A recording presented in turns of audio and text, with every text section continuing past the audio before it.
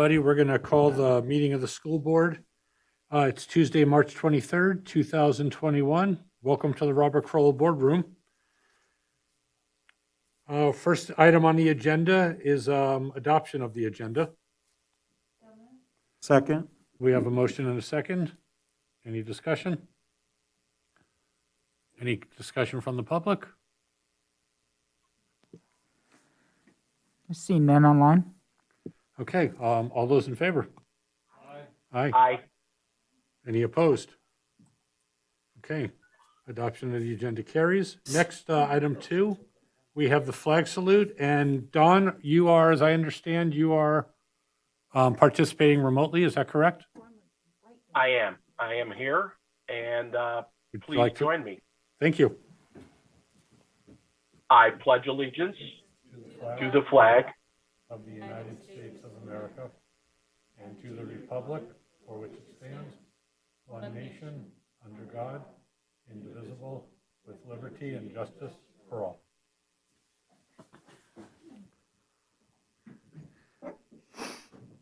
Thank you, Don. Item 3 is the superintendent's report. This is for information only.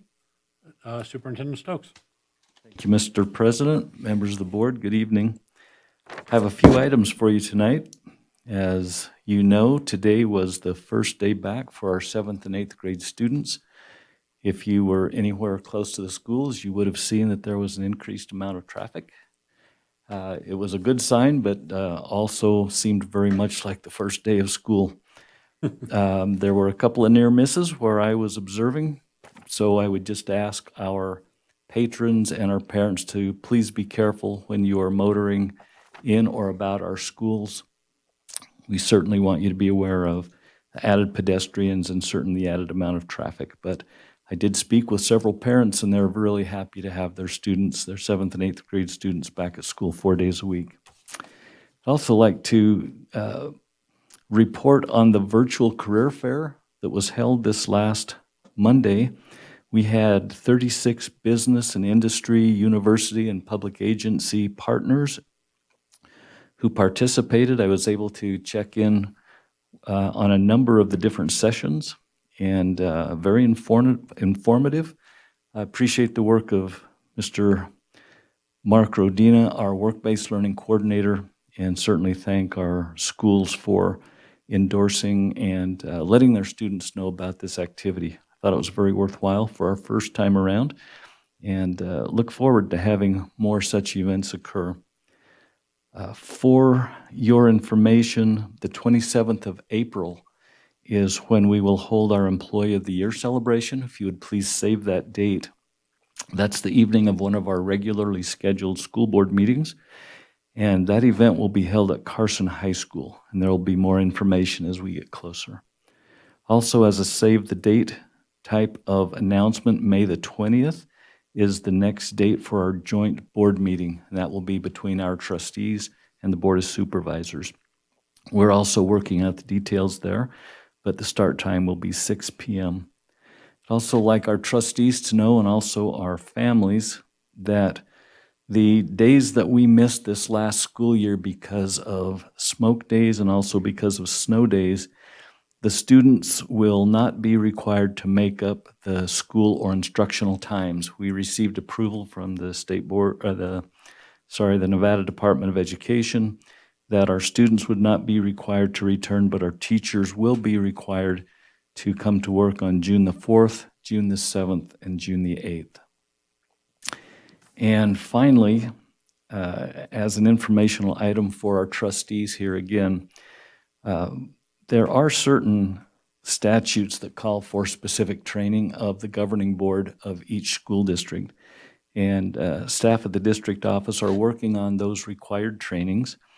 And we hope that we'll be able to provide the actual training to those items to you folks in an e-learning type situation. That way you don't have to come together and all be in one place for that training, but we can send you the information so that in the comfort of your own home, you'll be able to do those trainings, much like the e-learning that we do for our other staff members. So that's my report this evening, unless you have questions for me. Any questions for Superintendent Stokes? Thank you. Seeing none, thank you. We'll move on to item 4, board reports, board member comments. This again is for information only. And do we have our high school representatives here? I don't see them.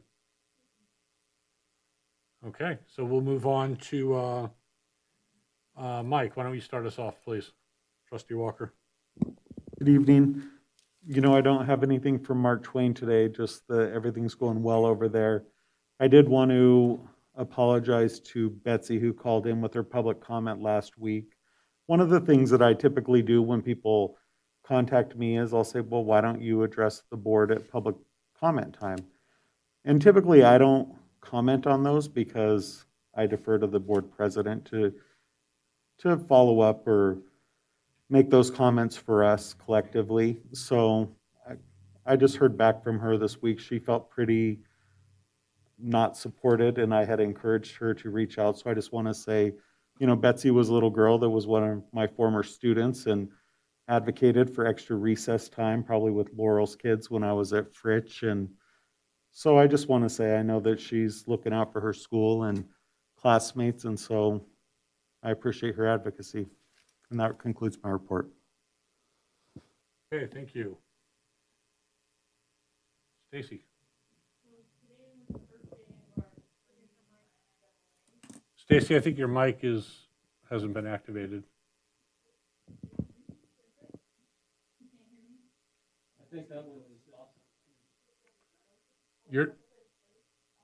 Yours might be. Hello? There we go. Oh, so yeah, give me the one that's opposite. That makes sense. Oh, like I'm not confused enough up here. This could be a rough meeting. You might hear stuff you might not want to hear tonight. Anyway, we had the first day of our NIAA. It was by Zoom. Just a little brief update. Everything seems to be going well with the first couple weeks of the athletics. Bart Thompson did give a shout out to the Carson High staff. He came to the Friday night game and he was very impressed by the way the staff treated everyone and the COVID precautions they were taking. They are down officials. It could be a really rough baseball, softball season. We're down 50%, and that's when Clark County comes back in sports. They're not playing sports now, but they'll play spring sports, so that could be interesting. And they're following AB 105, which is talking about changing the way the board is put together by adding two parents and two high school students. So they're watching that. So that's the update from NIAA. And if anybody has anything they want me to bring up in tomorrow's meeting, just let me know.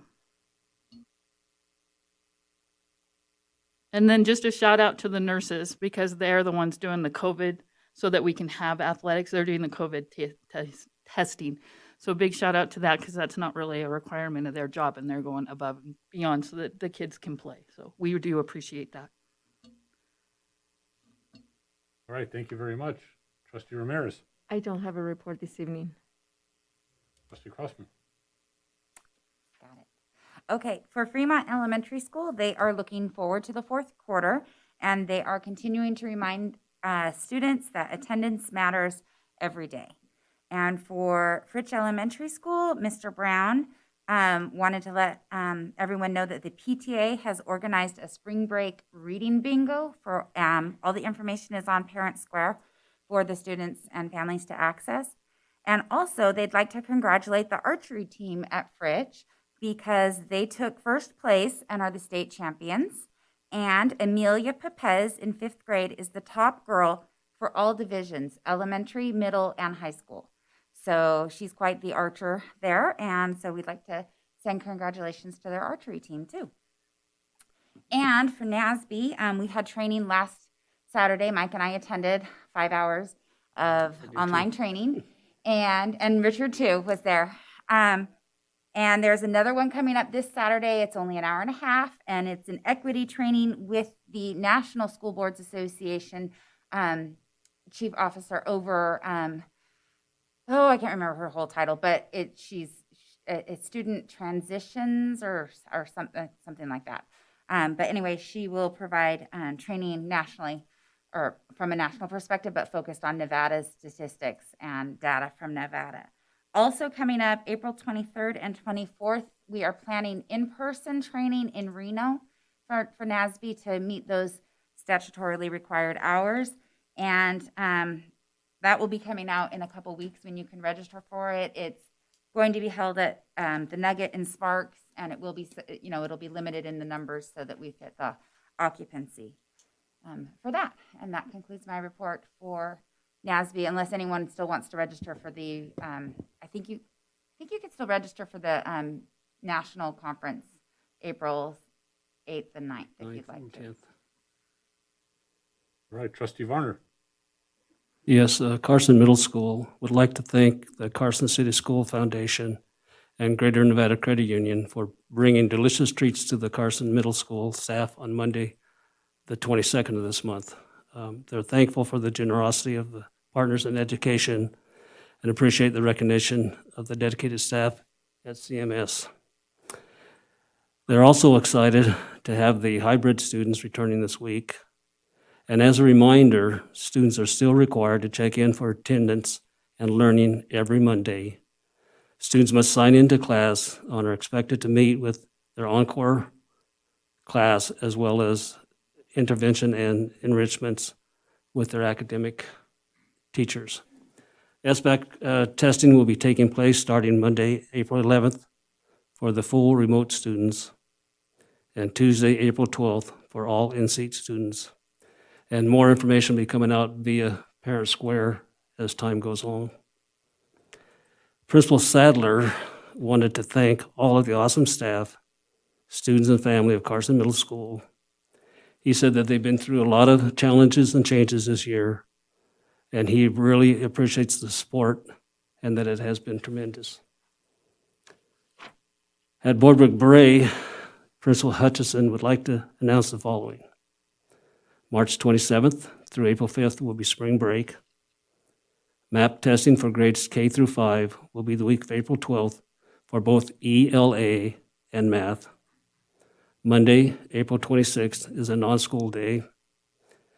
And the 5th grade science SBAC assessments will be administered on April 28th and 29th. Then grades 3 through 5, ELA, and math SBAC will begin the week of May 3rd. And more information will be coming out. And before I conclude my report, I would just like to thank the Carson City Sheriff's Office. For the last week or so, they've had a deputy on King Street by Boardwalk Bray. And then this afternoon, I saw that deputy down by Carson Middle School.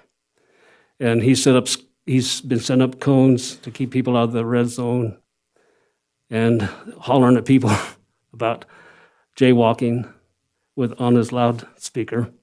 And teachers are saying that they've seen a change of behavior by some of the parents as far as jaywalking and dropping kids off and stuff like that. So I don't know the deputy's name, but I just thought it would be appropriate to thank him, and the Carson City Sheriff's Office is doing that. As everybody knows, King Street is pretty busy during the school zones. And you're exactly right, Mr. Stokes. This morning, when I dropped off my granddaughter, I couldn't believe the amount of cars and everything, but it was good to see everybody there. And also, I was glad to see long-distance runners running down Mountain Street again. And so I'm really glad to see some of the sports taking place. That'll conclude my report. Great, thank you very much. For me, I've got some announcements from the Pioneer High School student leadership. 5 announcements they provided. On behalf of the student body, we want to congratulate Pioneer High School Employee of the Year nominees Daniel Echevarria and Jillian Schufelt. I apologize if I messed up the names a little bit. During National Social Worker Week, Pioneer students handwrote notes to Mrs. Langham to thank her for everything she does for their school. Carrie Jordan, Jeremy Lewis, Daniel Langham all made visits to both Eagle Valley and Carson Middle Schools last week to inform 8th graders about their options to attend Pioneer High School. Next, JAG specialist Coralie Bales helped arrange for guest speaker Luann Cad to address students in their first ever whole Zoom assembly. Ms. Cad is a photojournalist whose career accomplishments include working with National Geographic, Mission Aviation Fellowship, and in Virunga National Park in the Democratic Republic of the Congo. She shares photos and stories of her travels and the difficulties she has seen and overcome herself. They are very grateful for the time she gave them to help inspire their students. The Pioneer debate team enjoyed a debrief luncheon with Principal Zona to discuss their 2021 season. The students are proud to represent Pioneer High School and appreciated his support and the time he takes to connect with them and encourage their efforts to try new things. And last, Pioneer's Senator Spotlight this month lands on an early graduate, Lily Mottram. And there's an article in Carson now if you have the time to review it. So that concludes my report from Pioneer. And I just wanted to reach out to Betsy Campbell and just apologize for my part in making her feel uncomfortable or unheard. I want her to know that her comments and everybody's comments are always welcome. And, you know, sometimes we slip, sometimes electronic slip, and we apologize for any inconvenience or feelings that we might have impacted. So thank you, Betsy. Let's see, do we have any association reports? I don't see anybody out there. Hey, Joe, this is Don. I have some announcements. Oh, Don, I'm sorry. Oh, it's okay. Boy, out of I'm sight, not- out of mind, right? Don, Trustee Carini is here, though. Go ahead, Don. I am. Dr. Conley from Eagle Valley Middle School has a few announcements. They had St. Patrick's Day dress up last week, which went very well and provided a bit of fun for staff and kids. He's excited and ready to go for the full return of 7th and 8th graders this week, actually today. And SBAC testing is scheduled for April 13th through the 21st at Eagle Valley. More information will be coming soon to parents. Also, I have some Carson Blue Thunder band news. Congratulations to the marching band. They were able to participate in the game Friday night and did the halftime show, and they sounded great. Also this week, the band program, the concert band, cadet band, and the wind ensemble will be participating in what they're calling Band Fest on March 25th, and it's going to be on their Facebook Live channel or whatever, on Facebook Live. And if you just search Carson Blue Thunder Bands, you'll find it. And it's going to be at 4:00 on Thursday, Band Fest. And you'll see performances from those three ensembles. Also, not to leave jazz band out of it, they're going to be in Senator Square during the zero period, both cohort 1 and 2 on Thursday and Friday, March 25th and 26th. They will also be on that Facebook Live page, Carson Blue Thunder Bands. You just look for that. And it's going to be a zero period, so they'll probably be starting somewhere around, about 7 a.m.? Anyway, that is my report, and thank you. Great. Trustee Carini, thank you. And I'm sorry, did we have any association reports, either in person or remotely? Seeing none online? Nobody on your end, Renee? No, Mr. Cassiopolo. Okay, thank you. We'll move on to public comments. And again, anybody who's interested in public comment, either in person or remote, we'd like to hear from you on any items that aren't already agendized, and we just ask that you limit your comments to 3 minutes. Do we have any public comment? Seeing none? No public comment, Mr. Cassiopolo. All right, thank you. We're moving right along. Moving on to item 7, recognition of nationally board certified teachers, Catherine Brown, Alyssa Jensen, and Jennifer Palmer. This is for discussion only, and I believe we have Jennifer Chandler to present.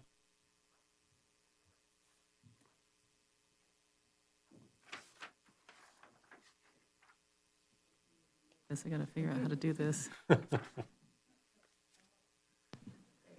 There we go. Okay.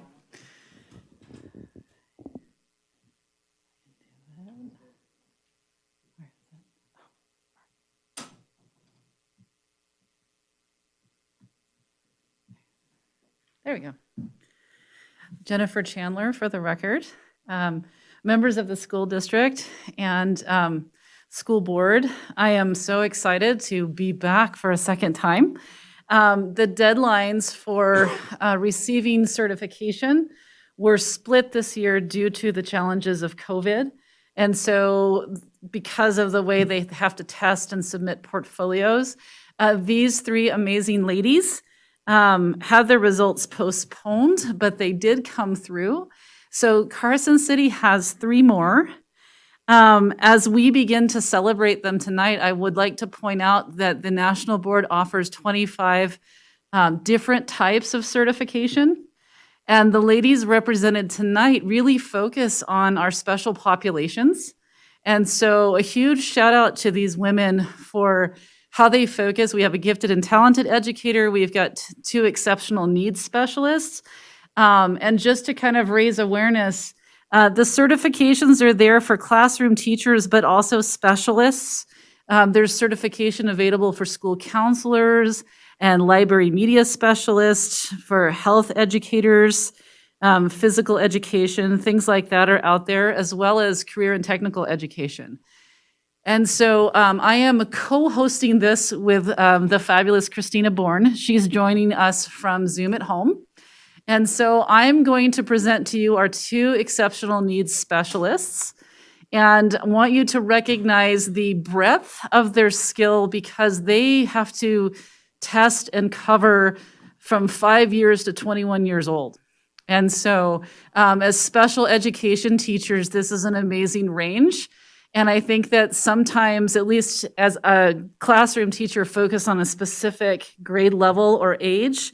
I'm always amazed at these specialists that have to adapt and span far beyond the range of age and ability level that I do in my specific position.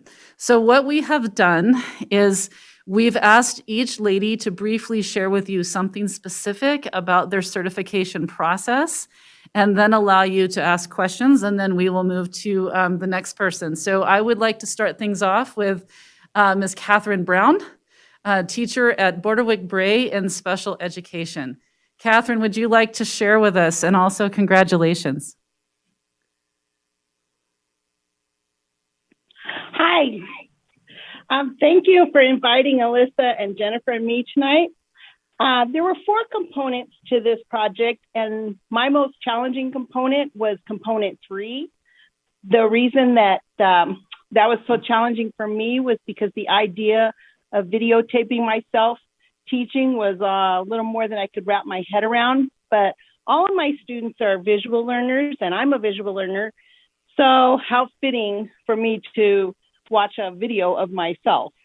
At first, you watch and what you see is, I wish I would have, done my hair a little bit better, or maybe I should have put on a different shirt, but then you start to get into it and you start watching your students and the way they're learning.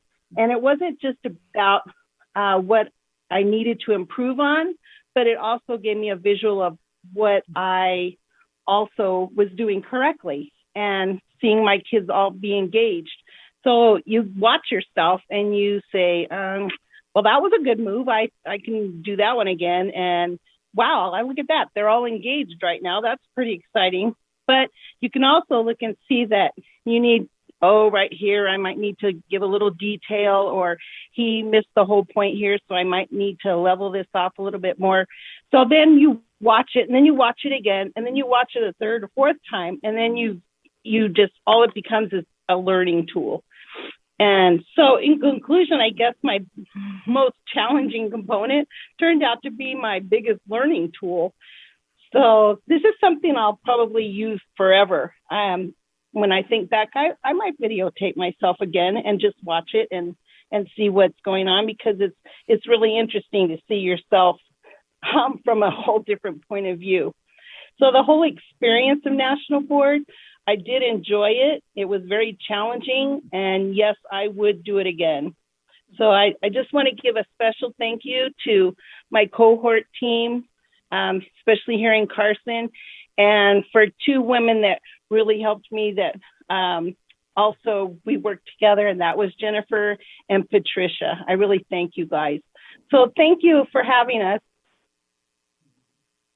Thank you, Catherine. And I love the fact that she points out that Carson City is growing its own.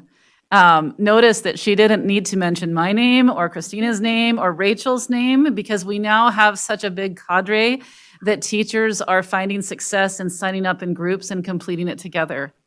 Thank you so much, Catherine. Does the board have any questions or comments for Catherine?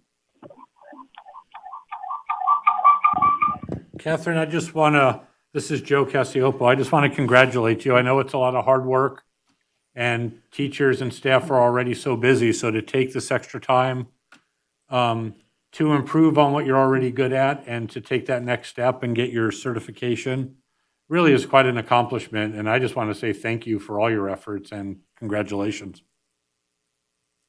Anybody else have any comments? Richard?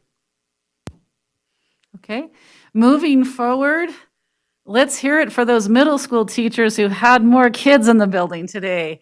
The fact that Jennifer Palmer is with us is an accomplishment in and of itself, I would imagine, right, after all the change today.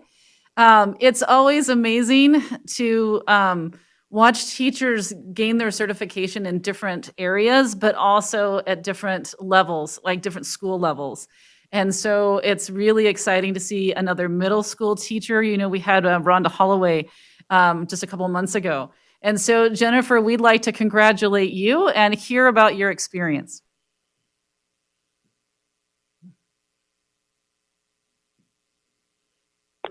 Hi, thank you for having me here tonight.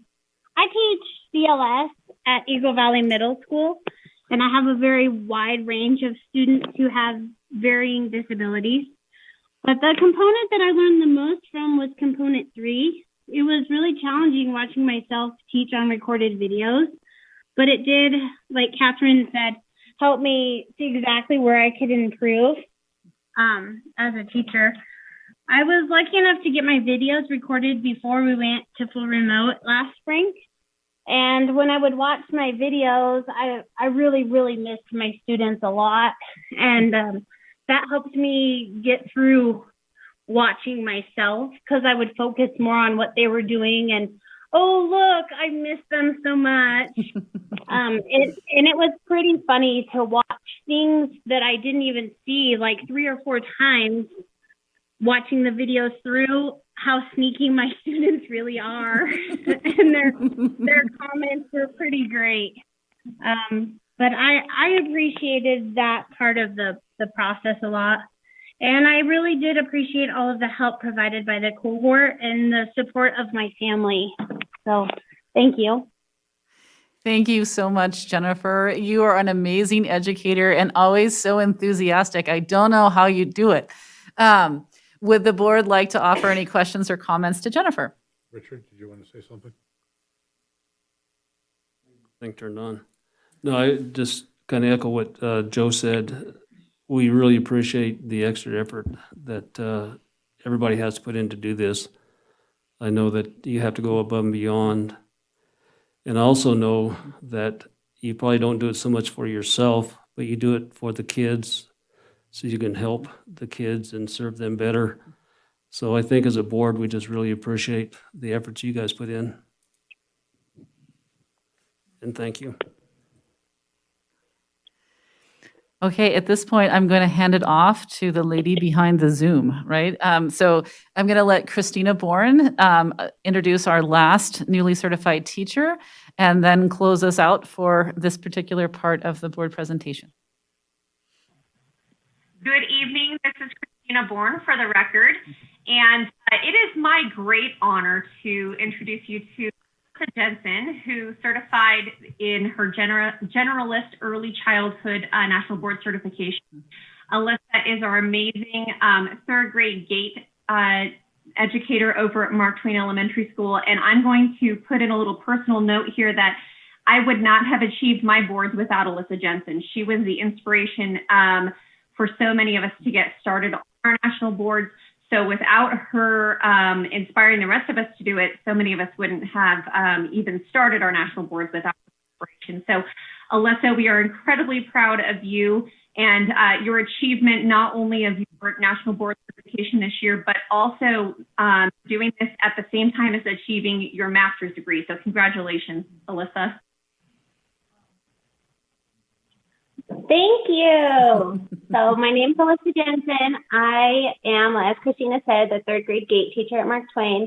I had my certification in early childhood generalist, which is a focus on student learning for ages 3 to 8. The component that I am going to focus on was component 4, which is appropriately nicknamed the Beast. It is the biggest and the most complicated component that includes tracking student data. It includes professional development. It includes self-selected PLC.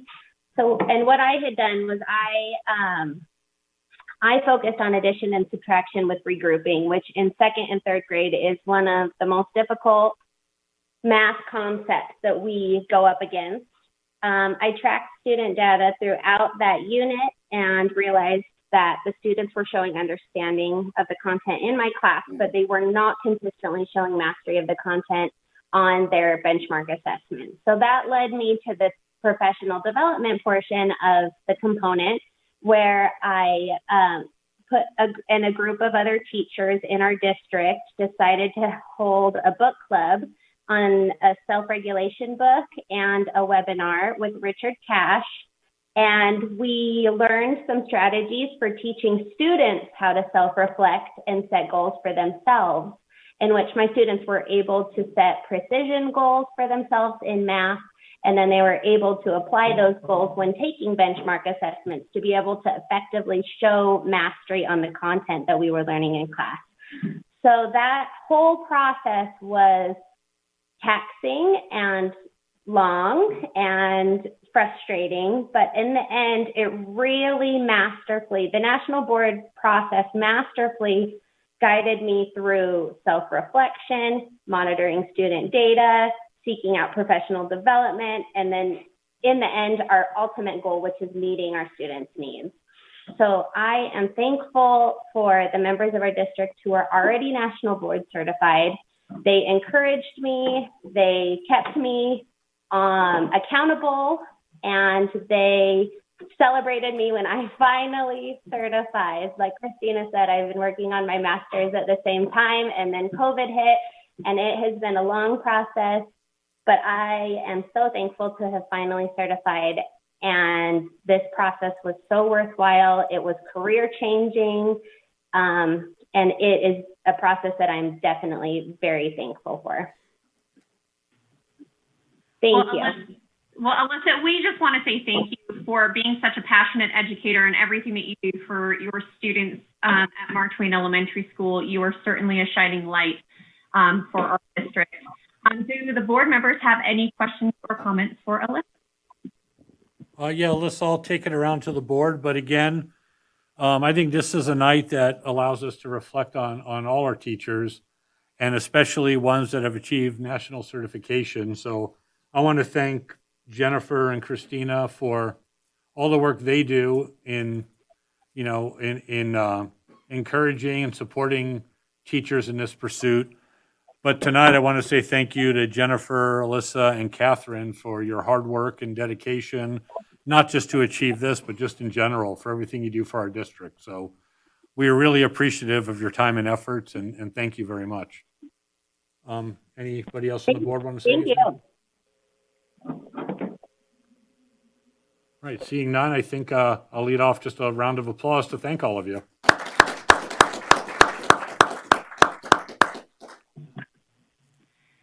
And on behalf of Jennifer Chandler and I, we would like to thank you all for allowing us to present tonight.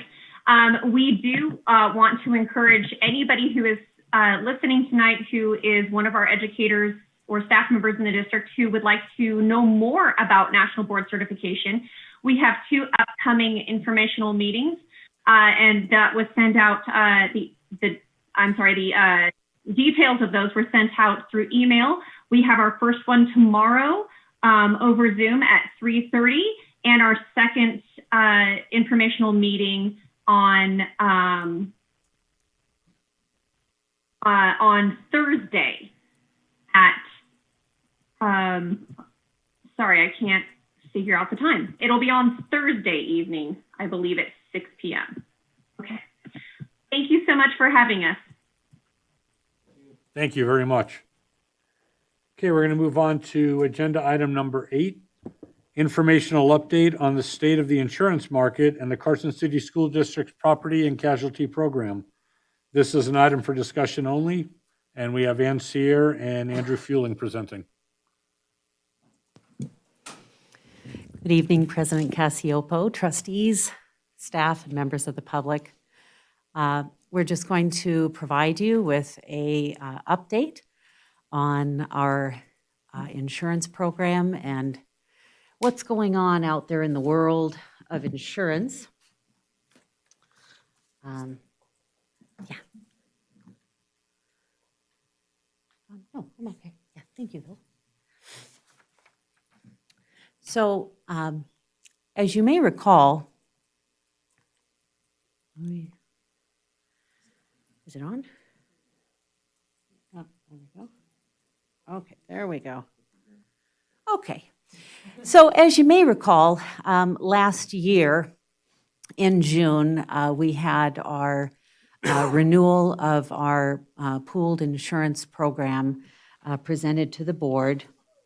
And initially, the pool provided pricing of a little over $744,000, which was an increase of approximately 13%. Trustees noted that in recent years, the pricing of that program had been increasing each year, and there were some questions raised regarding the sustainability of the program, and staff was asked to explore some options this year. Ultimately, the pricing for last year was reduced to $643,160 by taking a $50,000 deductible. Since we joined the pool back in 2000, our deductible had remained unchanged for 20 years.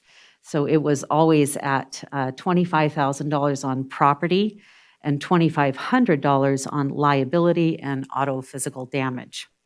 So just a little history of why we're here tonight talking about this and exploring these options.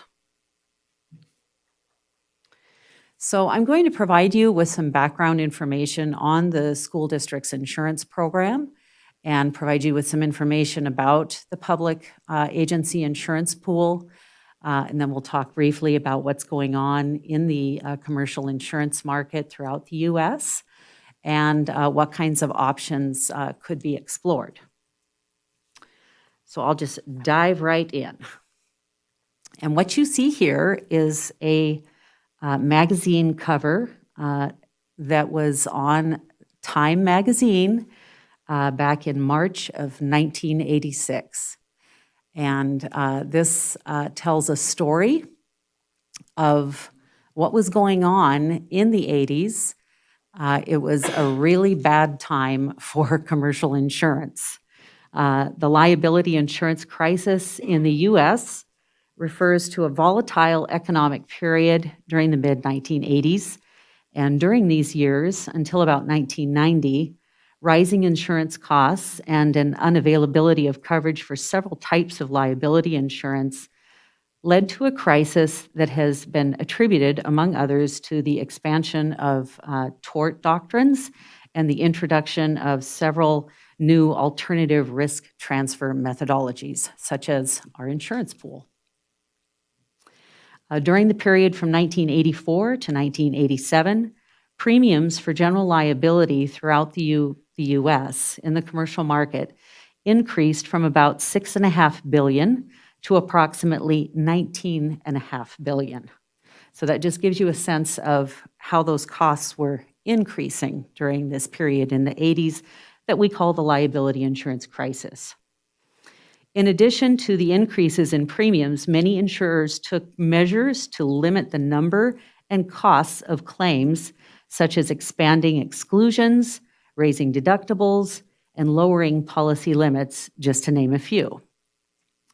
The resulting crisis adversely affected a diverse range of organizations, including municipalities, but also included were social service providers, pharmaceutical manufacturers, the aircraft industry, sports equipment, and medical device companies, just to name a few. Most of these industries found it almost impossible to find insurance at all during this crisis. Many organizations in the nonprofit and government sector could no longer afford social, medical, or recreational services due to the prohibitive cost or unavailability of liability insurance. This crisis was caused by several different forces that were in play at this time. There was a decrease in interest rates and investment returns, and this forced the insurance companies to raise premiums in order to make up for this loss of profitability. There was a proliferation of tort litigation, and large settlements were driving the cost of liability insurance premiums to excessive levels. And a disruption of supply in reinsurance markets is also considered a contributing factor. As a result of the widespread economic disruption, a large number of states adopted tort reforms to limit the dramatic surge in insurance losses and premiums, and Congress enacted legislation that expanded the ability of companies prone to similar risks to join together and either form their own risk pool or purchase insurance collectively. So I'll just pause there for a moment. If any of you have any questions regarding this phenomenon that we still speak of over 20 years later, called the liability insurance crisis. And I just wanted to remind everybody that we had asked Ann to come back early and present this to us last year when we had questions about insurance. So this is kind of a follow-up from a very long ago meeting. Yes, yes. And it is important to, I think, take this time early on in the process. Our insurance program does not renew until July 1, but we have already begun working on this with our insurance broker and representatives from the pool. So just to expand a bit upon these last two items, tort reforms and alternative risk transfer. Those were essentially the outcomes of this liability crisis. So torts are generally negligence claims brought in state courts. It's an act or an omission that gives rise to an injury or harm to another and amounts to a civil wrong for which the courts impose liability. Most states have imposed limits on claims against local governments, and this occurred after the liability crisis. So throughout the country, we began to see state governments imposing these state tort claims acts, limiting damages against local governments. In the state of Nevada, damages against a political subdivision of the state may not exceed the sum of $150,000 per cause of action, and political subdivisions will not pay punitive damages. This limit was initially passed at $100,000 and was recently raised to $150,000, which provides us some insight into the direction of where these types of settlements against municipalities in Nevada are trending. It is also important to note that while public entities benefit from these state tort protections, these protections do not exist in federal courts. So for school districts, what really catches our attention are federal claims, and namely civil rights violations, Section 1983 claims, the FAPE claims, failure to provide a free and appropriate public education, and the IDEA, or Individuals with Disabilities Education Act. So we do not have tort protections in federal claims.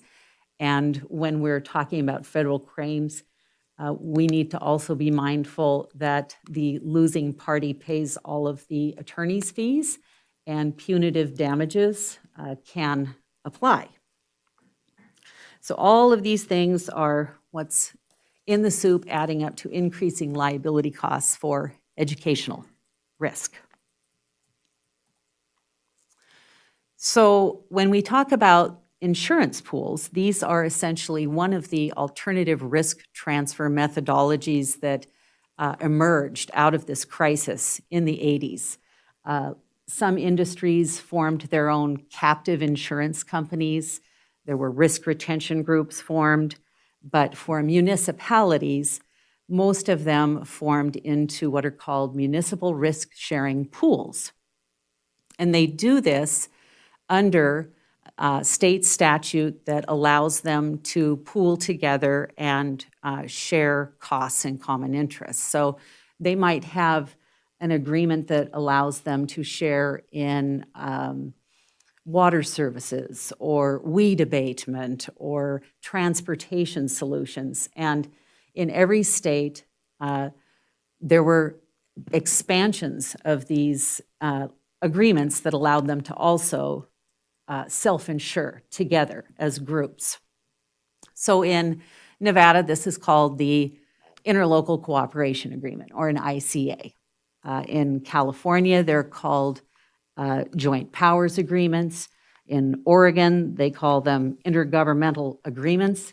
And in every state in the country, you will find some piece of the state law that refers to this ability for municipalities to pool together, and that agreement has been expanded to allow them to self-insure as groups.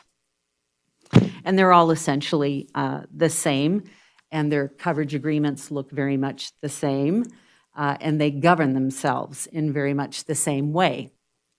There are now over 400 of these types of municipal risk-sharing groups, and most of them belong to an organization called AGRIP, which is the Association of Governmental Risk and Insurance Pools. And if you care to know a little bit more about that organization, you can visit their website at agrip.org.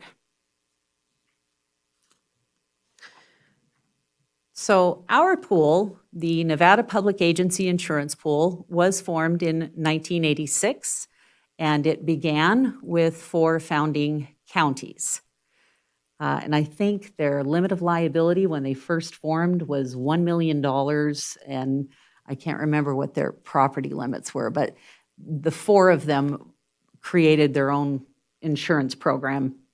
And then over the following 10 years, most of the rural municipalities in the state of Nevada joined into that interlocal cooperation agreement. And of course, as more municipalities joined, their limits of liability increased to afford adequate protection for a larger group, and their property limits were also increased over the years as more and more property values were added to the schedule. Lincoln County School District joined in 1987. School districts in the state of Nevada were not having quite as hard of a time finding insurance. There were still a couple of companies that were hanging on and insuring the school districts, but by the time 1997 came around, they pulled out and were no longer writing schools, and so they too all started coming into the pool. In many states, you will find pools that write homogeneous types of risk. So the counties will have their own insurance pool. The school districts will have their own insurance pool. The cities will have their own pool. Sometimes you'll find transportation districts, large school bus fleets that might pool and just insure a transportation fleet. In the state of Nevada, we just don't have enough rural municipalities to have different types of pools. So they're all essentially in the same pool. So the counties, the cities, the towns, the school districts, the general improvement districts, all of these are in the same pool, which means that we are all essentially covering each other's risks, right? We're not just sharing in educational risk in this pool, we're also sharing in law enforcement risk and municipal risk and all of these other types of risks that don't necessarily come from a school district. But we're all in it together.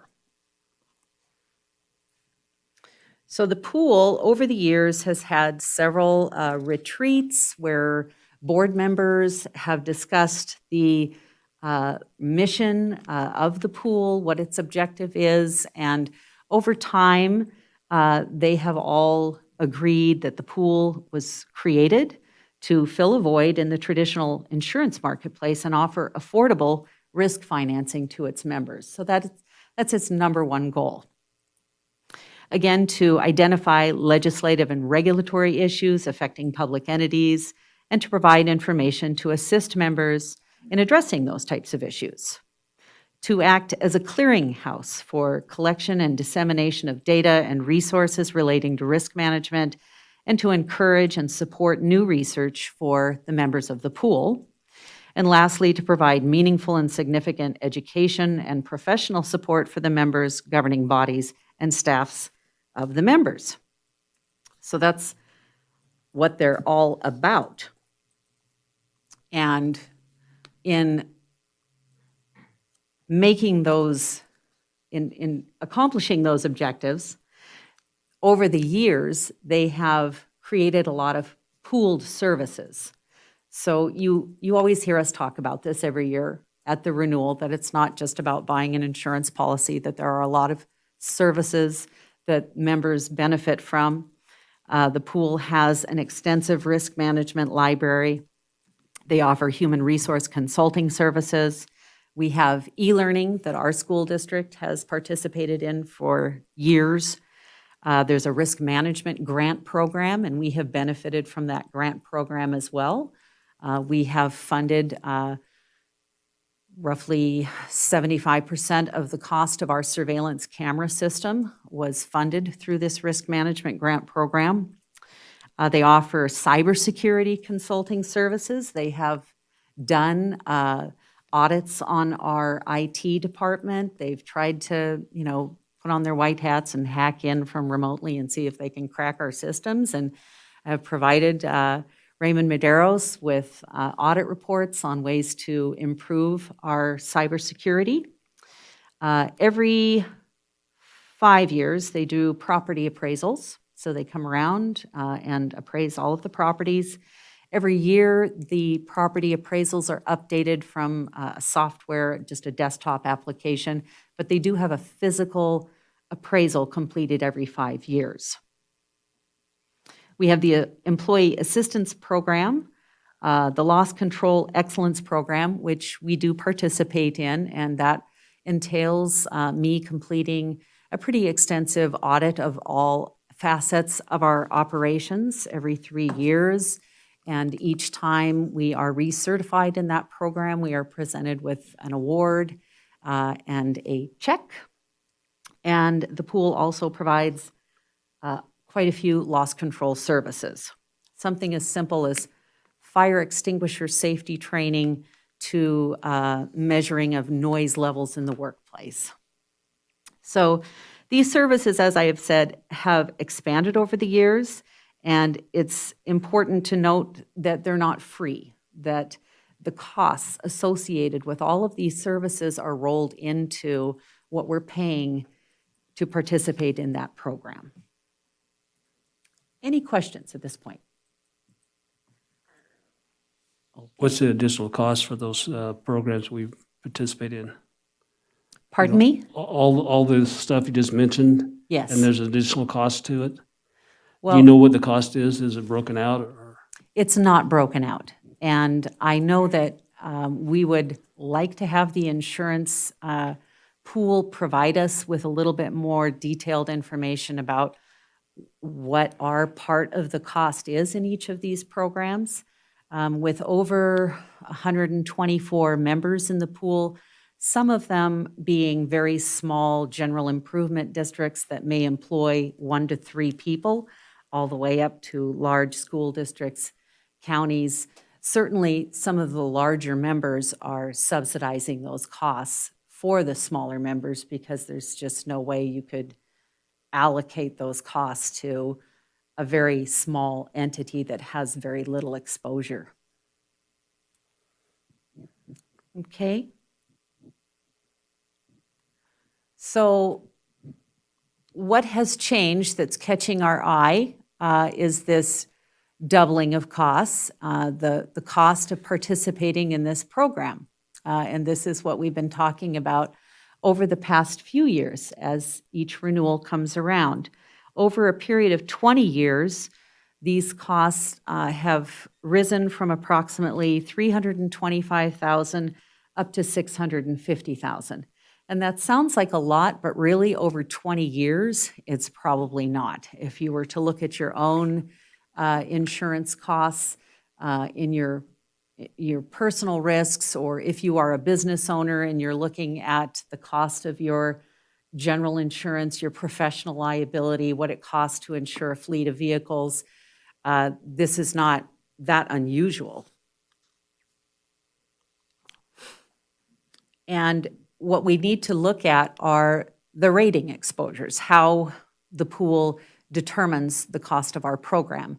In addition to, of course, the pooled services that I just reviewed, we have 4 rating exposures for school districts that really come into play.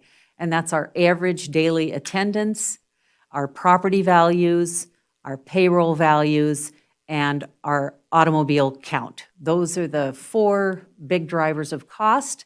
And essentially, in a very simplistic description, they take each exposure, multiply it by a rate, and come up with a premium. Okay?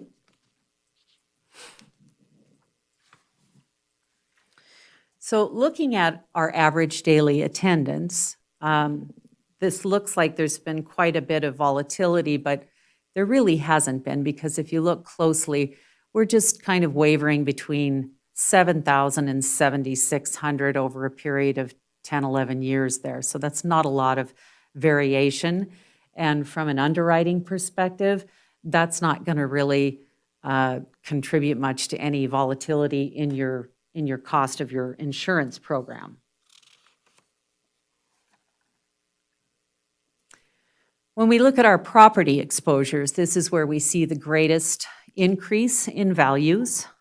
So going from approximately 100,000 to 300,000 over a period of about 20 years. And these increases in values can be attributed to a combination of renovations that we've done on buildings, additions that we've done, new construction, and just the rising replacement values. So every year, in addition to having this property appraised, there is also an inflation factor that's applied. So the rates are increased every year. Even if we're not making any changes, they're looking at increasing construction costs and they apply a factor. And so over a period of time, we see this tripling of property exposures, and our total insured values has increased. And that makes sense that they take Yep. this into account, but do they also take into account our exposure? I think back when we had a school like Carson Middle School that had portables, 20, 25 portables or whatever we had, and those all Right. got replaced with a building that is more secure, arguably more safe, and those kinds of things, more functional. Yeah, Is there a credit that kind of goes the other way as well? it is. That offsets some of the rising costs, I guess? Yes, so your construction class and the fire rating and the quality of the building and the cost per square foot to rebuild all come into factor. And certainly when we look at pulling 6 portables off of the schedule and placing 1 building on there, just depending on what the replacement cost is, it could end up costing more, or it could end up costing less, just depending on how much square footage we've added. Yeah. So looking at the last rating factor, our payroll, we've had very modest increases in payroll over all of these years. And again, much like average daily attendance, really nothing here that's going to increase your cost in the program significantly. Oh, actually, I had one more. Automobiles. And the automobile count has been pretty consistent as well. So we're not looking at our automobile count, our payroll, or our average daily attendance as really being a significant driver in the increasing costs of this program. Does that make sense? Okay. So when we look at what is driving the cost increase for this program, what is really adding up are the property limits in the program and the liability losses for school districts and municipalities. So these 4 little arrows that I have pointing here, we are looking at $300 million in property coverage and $150 million in earthquake coverage, and we are in a very earthquake-prone area. From the liability perspective, the sexual abuse sublimit of $2.5 million and the cyber liability at $3 million. These are lines of coverage that are seeing a lot of stress in the marketplace right now, and I'll talk about that a little bit further. But those are really the 4 things that we would want to keep our eye on, is the limits of property and the losses that are going on in the liability areas. So just to give you an idea of what our pool experience has been like in terms of claims, since 2004, the school district has paid a little over $8 million into the pool, and the pool has paid out a little over $3 million. So that's a loss ratio of 39. And that's a very good loss ratio. So we have been a good member to the pool. However, loss ratios are valued for rating purposes every 5 years. So they don't always go back the full 20 years. They take the most recent 5 years. And our most recent 5-year loss history was not so great. We paid roughly $3 million into the pool, and the pool paid out just a little over 2.5 in claims. And this was the direct result of one large loss from 2017, totaling a little over $2 million. And as that loss will be 5 years old next year, it will fall off of our 5-year loss history. So it won't be impacting our rating quite so much. Go ahead. What was it? It was a liability loss. And it was settled. So one thing that's important here to note is that the pool caps liability losses at $100,000 per loss. And traditional insurance companies don't do that. So this is something they do to keep those what we call shock losses from having too poor of an impact on your rates. They realize that from time to time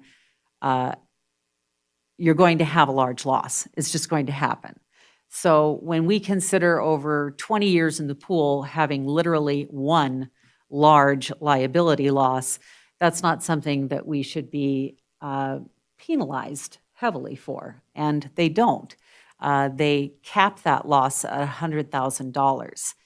But we have to also keep in mind that the pool doesn't retain 100% of the exposure here. We have reinsurance carriers involved. So the pool is retaining the first $1 million, and then once they've paid $1 million out on a claim, they have a reinsurance carrier that comes in and provides recovery on that claim. And when the reinsurance carriers do their annual rating of what they want to charge the members and pass that along to the pool, they have the ability to increase rates based on experience, and they don't cap at $100,000. But it does help us in terms of what the pool is charging in that $1 million layer and the pricing for that layer. Does that make sense? Almost. Yeah. So that loss, when you look at the rates that were charged for the initial 1 million layer of liability, that loss cost us about $38,000 in a rate increase spread out over about 4 years, or about $9,800 a year, $9,500 a year. But other than that large loss, our pool claims experience has been very good. We haven't had any claims this year. Knock on wood. Yeah. So I'm just going to briefly talk about what's going on right now in the commercial marketplace, specifically with regard to public sector. Catastrophic losses in 2020, catastrophic property losses included at least 19 named events with an estimated $1 billion in direct insured losses in the U.S. alone. This follows record and above average catastrophic losses in recent years. While Nevada enjoys a very low risk for hurricanes, tornadoes, and severe storms, the same cannot be said for earthquake and now wildfire. And the wildfires in the West have really got the attention of underwriters. The outlook for the Western states is troubling to property insurers as climate change harkens the severe fire seasons as our new normal. School buildings are generally looked upon favorably as they are well maintained and secured. Despite the favorable condition of this class of buildings, it is the high limits of coverage or the total values at risk that are driving the cost of the program for our pool and every pool across the country. Another line of coverage that's seeing increasing loss experience for pools is SAM, the acronym for sexual and molestation coverages. These are liability claims. Several carriers are no longer offering this coverage, and those who continue to cover sexual and molestation abuse claims are raising their rates, reducing limits, increasing the deductibles, or otherwise restricting the coverage. That sounds a little bit like what was happening in the 80s, doesn't it? So public entities are also seeing a rapid increase in the number of cyber claims. And this isn't just the big universities and the municipalities that are getting hacked. All of us likely know of at least one example of a smaller county or school district that has been the subject of a ransomware attack or had sensitive information breached and stolen. This coverage, once readily available and typically thrown in for free as part of your package policy, is now becoming very expensive and difficult to find. And just like the SAM liability, the rates are going up, the limits are getting trimmed, and the deductibles are increasing. We have yet to see what sort of new liability theories are going to be introduced around the pandemic-related losses, whether related to injury claims or loss of income due to business interruption. The insurance industry as a whole has likely only seen the tip of that iceberg. Aside from our property, SAM, and cybersecurity woes, the combined loss ratios of many insurers in the U.S. are presently hovering around 99%, which means that for every dollar a customer pays them, the insurance company keeps a penny. So in summary, the same forces that are impacting the Nevada insurance pool will also come into play, whether we're looking at traditional insurance marketplace, self-insured structures, or any combination of the above. It's a hard time in the commercial insurance market, and we're going to do our very best to work with the pool to control the costs and look at what other options might be available out there. But much of what I'm describing here tonight sounds a little bit like the crisis of the 1980s, which is a little scary. We're anticipating that we will see a rate increase from the insurance pool. There may be some reduction in limits. We may be looking at our own deductible again. But Andrew and I will continue to work diligently exploring these options for the school district. And we just want you to be aware of the market forces that are in play right now. I'm proud to serve on the board of directors for the insurance pool, and I sit on their executive committee as well. We will be having several meetings in the months to come to talk about the types of strategies that we are looking at with our reinsurance markets and the limits that are being included in this program and any cost control measures that can be done around the pooled services piece of this as well. So I'll just stop there for a moment and answer any questions you have. So, and I don't know, maybe you guys need to get into this more, but I understand, I don't want to say most all that, but enough to be dangerous. You know, but I'm just wondering, when we're talking about a rate increase, given all these factors, how much of an increase are we looking at? And it obviously is enough to get us thinking, what are our options? Yeah. So right now, I'm being advised approximately 10% this year.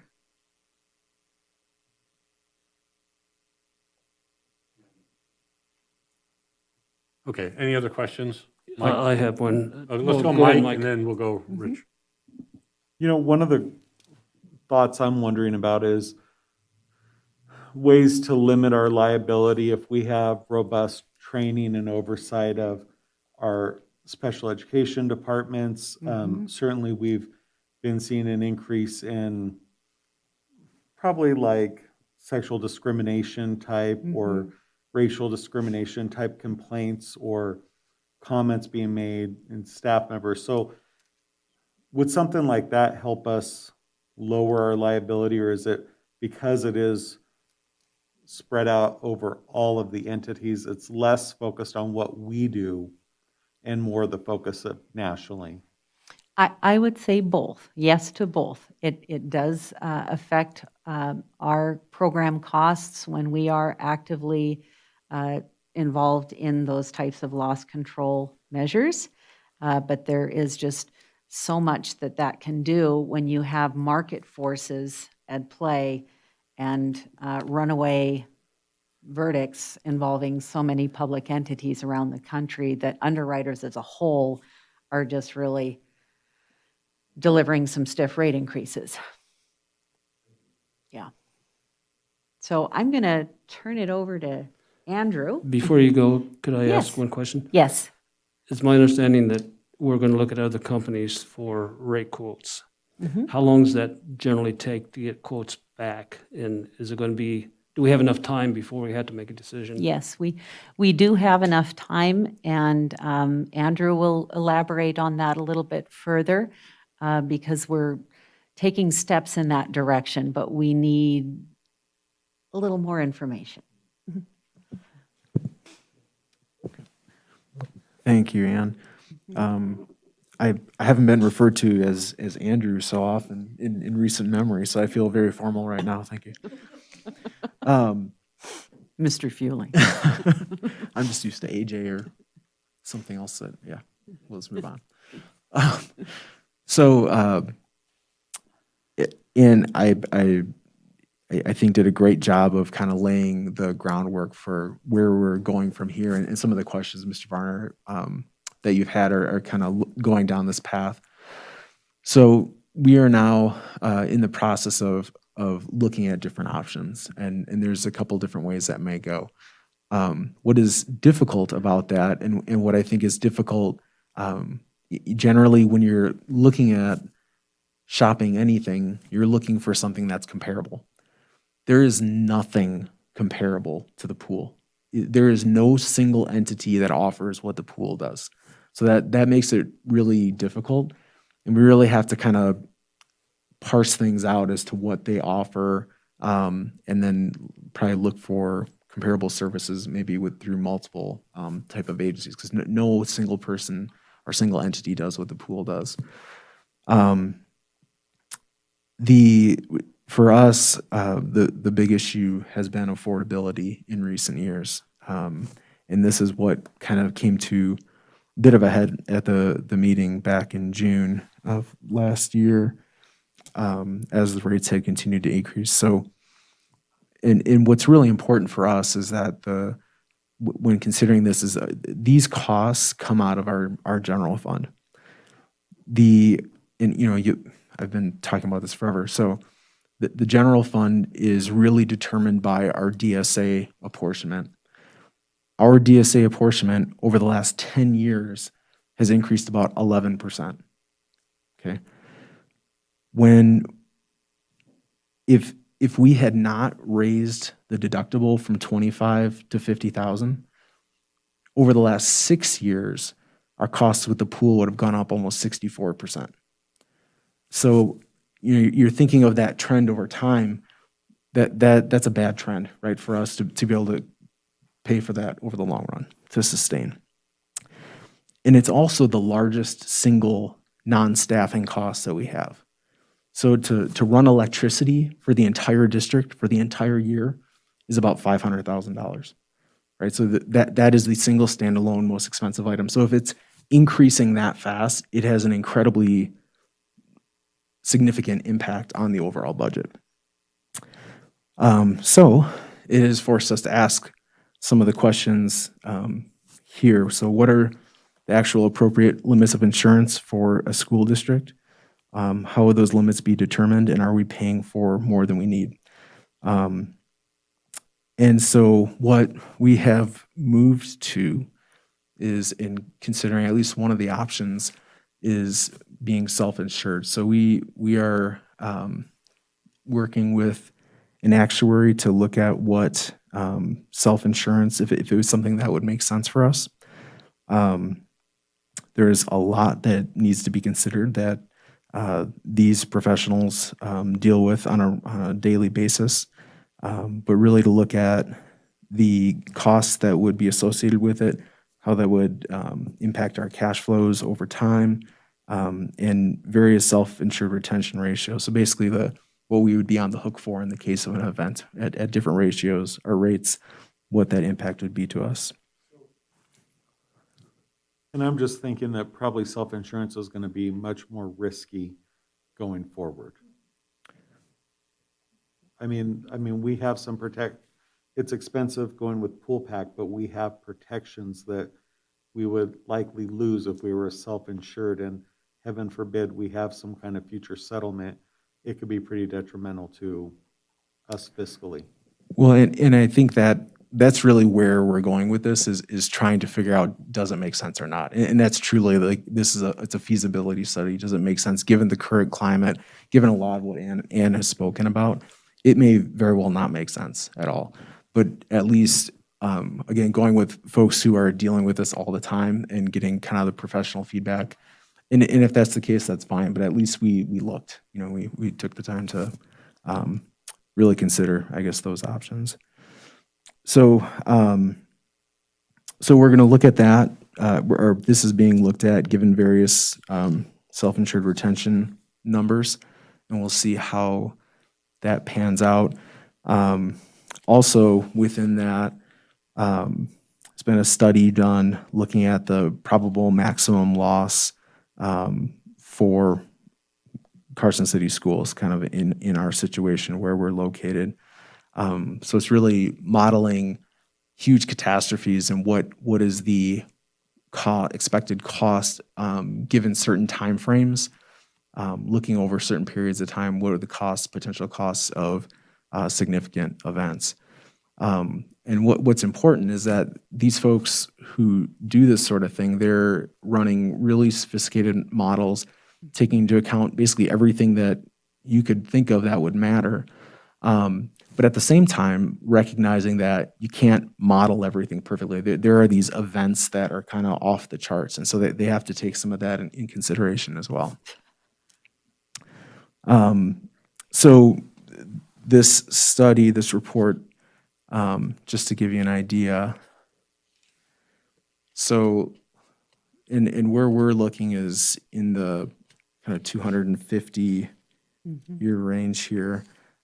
For what is likely to be needed for us for coverage for earthquake. And this is just an example of one of the items. So we're looking at needing about, say, $50 million in coverage for earthquake. In the case of flood, which is just another example, here at 250 years, it's about $750,000, maybe up to $1 million. Of coverage that we would be needing to kind of take care of all of our concerns. Severe storm. Oftentimes when I walk into a room, my colleagues will accuse me of bringing a rain cloud with me. That's not what we're talking about here.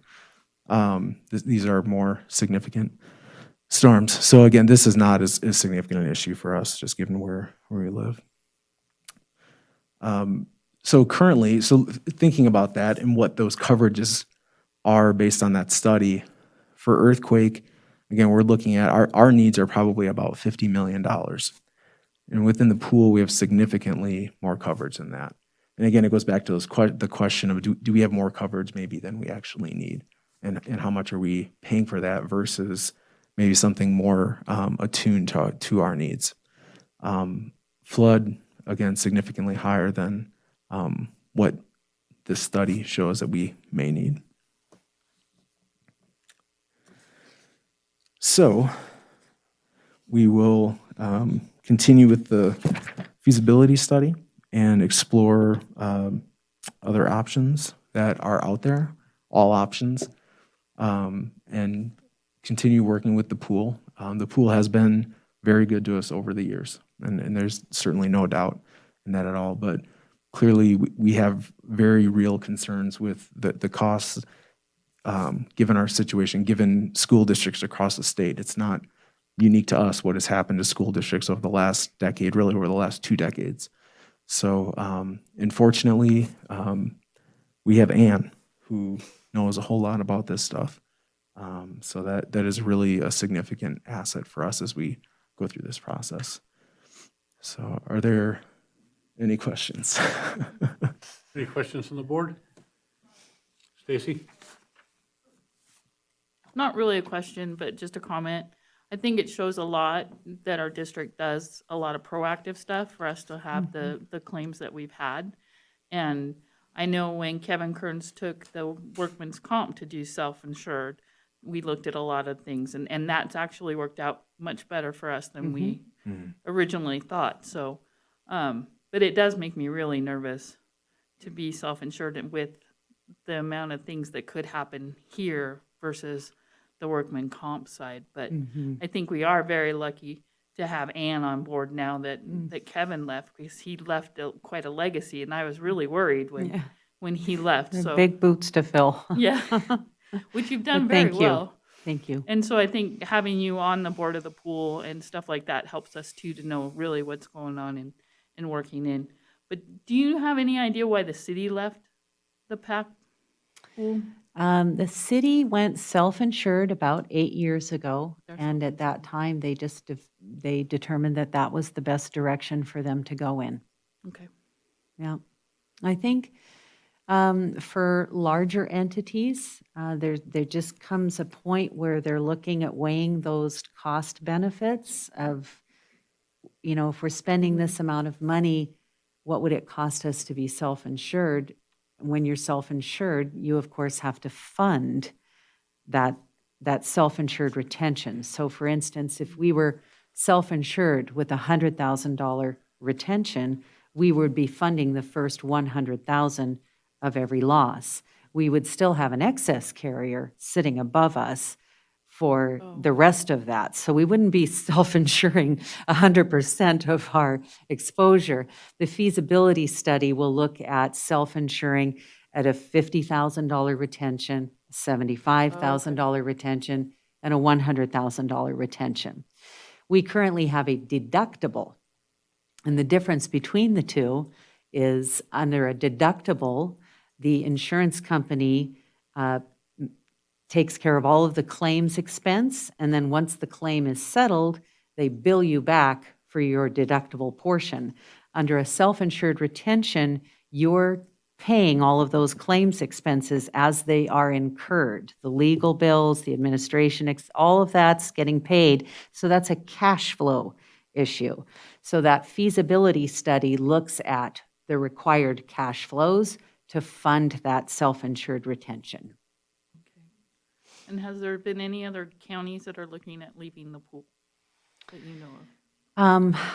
I know of 2 other members that are are looking at it. In order, we have to give notice to the pool. We have to give them 120 days written notice of our intention to leave, because of course, when a large member pulls out of the pool, they then have to redistribute all those costs to the remaining members. So they, of course, expect to have adequate notice of that type of change. So I am aware of a few other members who have given notice this year.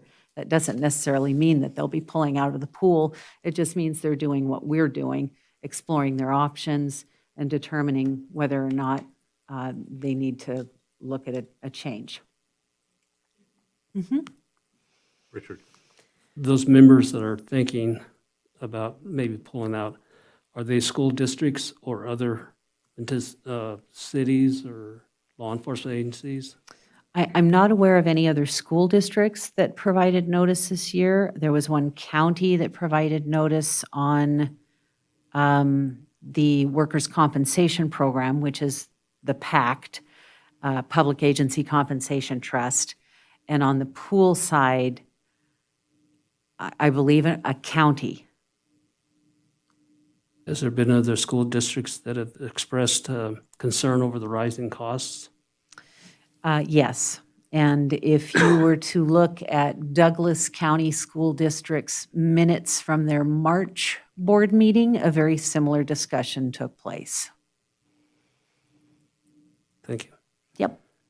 And AJ, I don't recall what it is, but my understanding is some of the rationale for the pool proposed rate increase is something they're trying to do more internally. I don't know if it's like, I don't want to say self-insure, but isn't there something going on internally that they're trying to restructure or redo something that's going to require more money to do so? And that's part of why we might see a Yeah, significant increase? so each pool has a different long-term strategy, and I don't want to get too deep into the details, but the Nevada pool's long-term strategy is to retain more risk in-house, take larger retentions, so that they're not having to purchase so much reinsurance. So they retain a lot more risk, which means they have to fund that risk. So some pools don't want to retain a lot of risk. They keep that retention right where it's at for years and years and years, and their actuary tells them what they need to fund, and anything that's excess of that, they return it to their members in the form of dividends. So those are two very different philosophies, two different long-term strategies. Sure. No, and I guess I get that. And I don't want to get into a big discussion on it because I don't understand enough to contribute much. But my thought is, given where we are as a state, and I'm sure nationwide with the pandemic and with our state and our budget concerns, just seems like a bad time to be looking at that from the pool standpoint. And I'm wondering, in your conversations, do they have the ability or the desire to postpone some of what they're looking at to where Yes. some of the cost increases as a result of that could be deferred? Yeah, so I can tell you that there is an ongoing discussion regarding financial strategy and what we need to be doing as a pool right now to best serve the members. Because all members are facing that same, sustainability, affordability question, and looking to the pool. The pool is a member-governed nonprofit organization, so it ultimately is up to the board to provide that direction to the pool's management in terms of what direction the membership wants to go.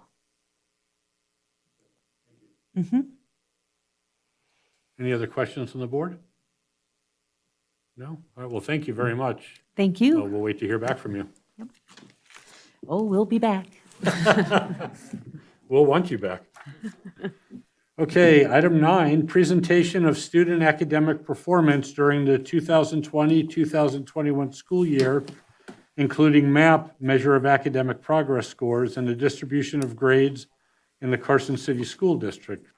This is for discussion only, and I know this came up recently, and I think maybe the last board meeting or the one prior, looking for some of this information. So thank you, Dr. Medina and Tasha Fuzon for coming and presenting. So good evening, and thank you for having me. I want to start off, first off, Ricky Medina for the record. I want to start off by just talking about the title, because the title is atrocious. It's the longest title for a presentation I've ever given. And the thing is this title was a whole lot bigger. So when I first started trying to get it into PowerPoint, like PowerPoint didn't even know what to do with it. And I had to try to anticipate what Mr. Capsiopo on this side of the room was going to ask and what Mr. Walker was going to ask on this side of the room. And then I also had to think about my 10 principals that are out there. Them and their VPs are going to come up with questions, and they're going to want to see something in this presentation. And when I had that all kind of nailed down, my wife looked at it over my shoulder and told me, as a taxpayer, that's the biggest waste of time. And so I had to go back and do some retweaking. And the reason why I waste your time talking about the title is because that kind of summarizes what the process was to kind of put together this data. And usually when I'm here, when I'm talking about like graduation rates, like to calculate the graduation rate, it's basically a small spreadsheet. There's like 800 students that are on there, and there's like 15 columns of data that I have to filter and aggregate. When we start talking about grades, it's a little bit more complex because we have, over the last 5 years, we've assigned over 500,000 grades. Some of those grades most of the grades are A through F, but sometimes there's Ps, sometimes there's grades that are withheld for medical reasons. And then when you throw on things like the blended learning groups and all the different ethnicities, it gets to be a really huge amount of data that we're trying to filter and get down to make it presentable for you all in the public. So if I don't answer the questions that you have specifically, feel free to send me an email and we could get together. We won't meet in my office. We'll find somewhere close by so we could do social distancing, and so that I can make sure that I answer your question. And if you have something that you want presented to the public, we could narrow that down as well. So to start off for my first two slides, kind of the rules that apply to this. The first one is all of the letter grades are included. So all the A through Fs, all the things that count as failing grades, if they have a letter grade in the system, it's included in this data. The demographic data changes every single day. So like if you have a parent and dad's Hispanic and mom's Native American and they no longer like each other, that kid's ethnicity might get switched every other week. Or their free and reduced lunch status, they might go from not being free and reduced lunch this year to being free and reduced lunch the next. So when you look at the demographic data that's included, it's as of April 1st of every year. And that means that for this year, it's today. The high schools use semester grades. So when you see semester 1 and semester 2, that's the high school. For the middle school, they assign 2 grades for each class each year, but they don't differentiate between the semesters. And IEP is students that are on receiving special ed or related services. And ELL is our current English language learners, the students that haven't exited. And then FRL is free and reduced lunch.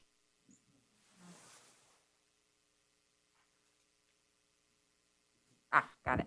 Free and reduced lunch this year, with it being available to all students, is our count? Are we relying on last year's numbers for who applied for free and reduced lunch last year, or how are we getting the percentage for this year? Okay, so every year, so even in previous years, like certain schools are considered 100% free and reduced lunch. So like Pioneer, because of the number of the kids that qualify for FRL, technically 100% of their kids are FRL. This data doesn't reflect that 100%, it reflects students that have actually been identified by nutrition services as qualifying for free and reduced lunch.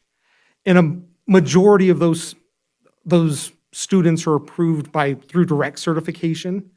So like if you receive food stamps or Medicaid or some of those specific programs, we work with the state. They provide us a list every month of who those students are, and they automatically qualify for free and reduced lunch. And we also, even though a school might be considered 100%, we still collect applications. So if you don't qualify directly, you could qualify through the application. And so that's what these numbers reflect. This year, even though we knew at the beginning of the year there was a waiver for all students, we still accepted applications for free and reduced lunch? Yes. Okay, so perhaps our numbers could be off, though, if people didn't apply, if they knew they were going to get free. Could be. Yeah, And I think and that's that there's possible, but I probably- think historically, the direct certifications, now working with the state, that's where a vast majority of our kind of qualifications come from. But I was just going to say, I don't think we want to, right now, we're just looking at the data we have and how many of those kids identified pass their classes. And so I don't think we want to inflate that based on, COVID increased free meals or something. No, I'm just Yeah. trying to figure out what it was based on this year, because this year was different. So the slide that I have up now, this is kind of a little bit of review. We've somewhat covered this before, but basically for the last 4 years, this is what the pass rates look like at the secondary level. And the reason for showing this, one of the things that I want to stress is that this year, folks are already thinking ahead to next year. They're also thinking about kind of things. I was at a meeting on Monday with our ELL folks at the high school, trying to figure out how do we get some of our ELL students into some of the more kind of upper level classes, into some of the more engaging classes. How do we work with our IEP students so that when they come back, we're prepared to meet the kids where they are.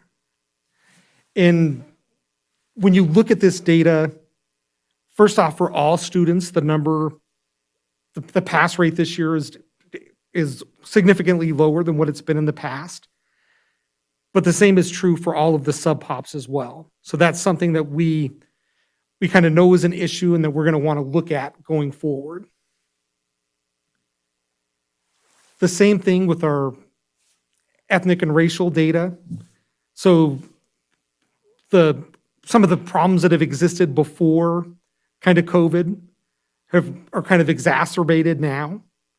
We have our Hispanic students and our 2 or more races are doing not as well as they have historically.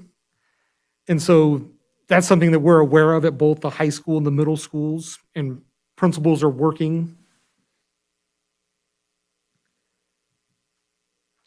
Okay, so all the rules from the previous slide are going to apply, but I'm going to talk about kind of the new data for this week. I had to go back and I had to take the grades and match them up with their demographic data as of 4/1, but then for their cohorts, I matched them up with what they were last year on December 1st. So that way it was before. This year we had a lot more kids come back. So I think at the beginning of the year, or at the beginning of the semester, we had kids that came back for 4 days a week. And then a few weeks later, we had some more kids come back. So this is looking at what they were, their cohorts kind of originally when we first started out. And this data, I think, is really telling. I think that when you look at our full remote students, that's an area where we're struggling kind of district-wide at all of our high schools, at our middle schools. So remote, that's an area that we're going to have to look at. When we look at remote for the following year, I'm sure Jason's going to talk about being a little bit more selective with how students are selected for remote learning. or as of this year, was kind of crisis mode. We kind of had to just accept it. And as Dr. Medina said, obviously this was pulled for on December 1st. So Principal Chambers came and spoke to you, I believe, at our last meeting and expressed that the situation was we ended up bringing over 200 full-time remote students back into seat at Carson High School for second semester because of their lack of success. And you're seeing that lack of success in this data. And then will also be kind of my work for the next couple of weeks. Like, it's interesting to me that the kind of the Wednesday, Friday in-seat group, their performance is a little bit different at the high school level than that Tuesday, Thursday group.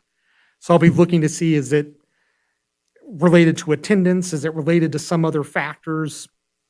What's the difference between those two groups? So even though I narrowed it down for tonight's presentation, kind of the journey will continue and it'll get bigger and smaller again and again. Any questions, comments about the pass-fail data?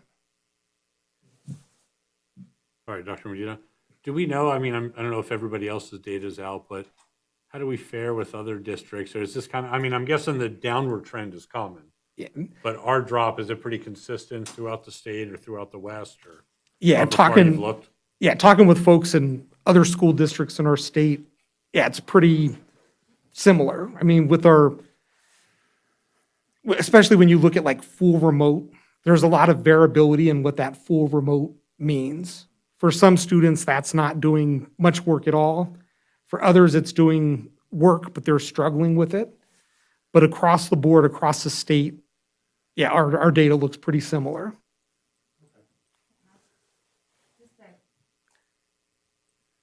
A question on it where you've got semester 1 and semester 2 in the graphs. Those are the high school because they break out grades by the high school. Is year for the middle schools? Yes. Okay. In year, even though they do it by year, but they post 2 grades. So like if you have a student that's a 6th grader, they're going to be included in there for 2 times for 2020 through 2018. This year, they currently only have 1 grade in there, but at the end of the year, they'll have 2. I just have something here real quick. I appreciate the work you did on this. You know, it doesn't sound like it was an easy task to do. But I think the important thing is that it really shows us that the full remote is probably not the way to go and to properly educate the children with the difference in the drop, I guess, in the grades. Yeah, and I don't want to, like, full remote isn't necessarily bad for every student. There's a lot of students that have been successful with the full remote. So I think it's not, I'd hate to throw kind of the baby out with the bathwater and say full remote's always bad. When you look at some students, there's some students that are in the full remote learning that are actually doing probably better than they've ever done before. And I think that's going to be apparent when we get into some of our SBAC scores, because it was kind of surprising when we started looking at, for instance, some of our younger grades. So you'll see that. I just think it means that we're going to have to really closely scrutinize and work with families to say, you know, if you are interested in continuing full-time remote learning next year, we want to make sure that we're putting you in the best possible program with the best possible supports to make sure that you are successful. And we just want to make sure that we encourage our families to take a look at the data that we're looking at for their individual children so that we can make good decisions and provide good support. So again, we weren't real surprised, honestly. We saw this coming with our high schoolers. It's unfortunate, means our high schools are going to have a lot of work to do through summer school and through after-school programming next year to help our students catch up so it doesn't affect their long-term graduation rates and the ability of our students to be able to graduate in a 4-year period of time. So we know that we have a lot of work in front of us regarding that group of students. Obviously, the middle school students as well, but not to the extent that our high schoolers are facing right now.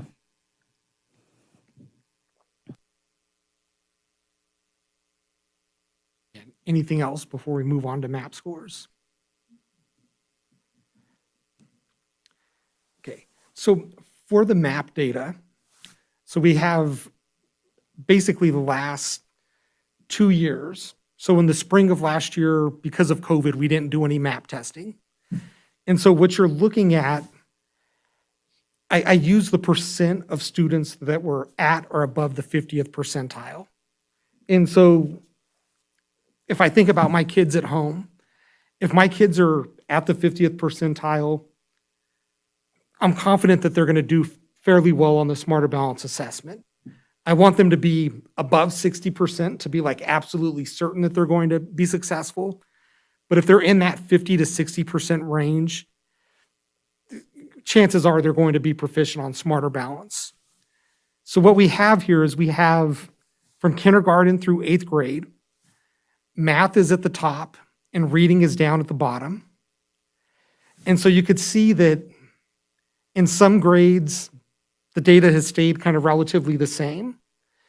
And some of that could be attributable to there's slightly different populations that are testing now because of COVID. There are some students that on full remote that in the fall semester, we tested all of our full remote students, but they were tested kind of in their own households. So there's kind of more of the opportunity to get additional help as if they were in the classroom with just the teacher. And then in the winter, some of our full remote students weren't tested because of that reason. And if you look at kind of some of the earlier grades, kindergarten, for some reason in math, they're doing fairly well.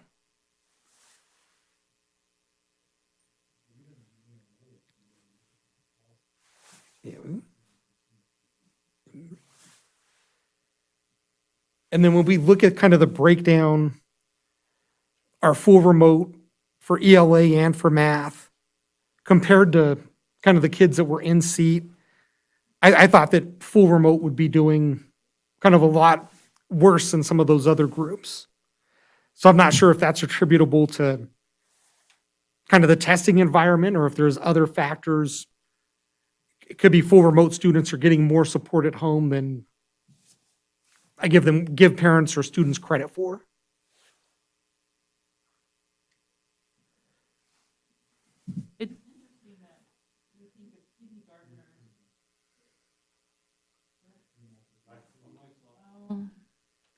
So it's been on. So I think it's interesting to look and see that the younger group, the kindergarten through 2nd grade, the percentages are higher, where we think those would have been the ones that would have been hit the hardest because of being full remote and using the computer every day. And then and now it's gradually going down where you think they'd be more proficient in their computer skills, where they could concentrate more on the math and the English. I think there's a lot of unknown variables in this particular data that we'd have to really kind of look at some root causes. For instance, we know that we have lower class sizes or number of students that enrolled in kindergarten this year. So I think in some cases, many of our families who maybe thought their children were on the cusp, maybe not quite ready for kinder, perhaps did not enroll them in kindergarten. So it'll be interesting to see what that'll look like next year in terms of kinder enrollment. I also think, as I've been thinking on this, that actually with our 1st and 2nd graders, those are at home with full remote, perhaps, again, have parents that, or grandparents or aunts or uncles or older siblings maybe are providing more support, and where you're seeing the independence of the child actually go up is when you're seeing the actual scores go down. So, like I said, just something that we would really want to kind of look at in terms of root causes to see if we can get some more information to drive some of our planning. And also 2nd grade, that test changes and it becomes much more rigorous. What wasn't surprising to me is taking a look at, for instance, the 8th grade math scores. So math is incredibly difficult to learn independently. And I think if you look at those math scores in that 8th grade level, I mean, you can see quite a big difference between the in-seat and the full remote. So again, it just gives us a lot of good information about what we need to do to put some supports in place for our students when they return to us. Right now, obviously, we're very excited because we have our all the way up through 8th grade coming in person 4 days a week. So we are hoping to be able to put together a pretty robust summer learning program, and again, give our schools some really good data so that they can look at doing some proactive planning for next year in terms of loss of learning and putting programs together for students. So this was a good start at looking at that data and giving them an opportunity to start looking at, like I said, root causes and planning. And another thing related to what Tasha said, a couple of the principals and VPs have already kind of reached out to me. Like right now, this is looking kind of at like the average kid, because we're looking at like the cut at the 50th percentile. But they want to dig a little bit deeper and see what does it look like for that bottom 25% of kids? Like, are kids that are kind of really low, are they getting lower? And the same thing with our kids at the upper level. So this is a really good snapshot, but we'll be looking at kind of a bunch of different snapshots to have a bigger picture, a collage.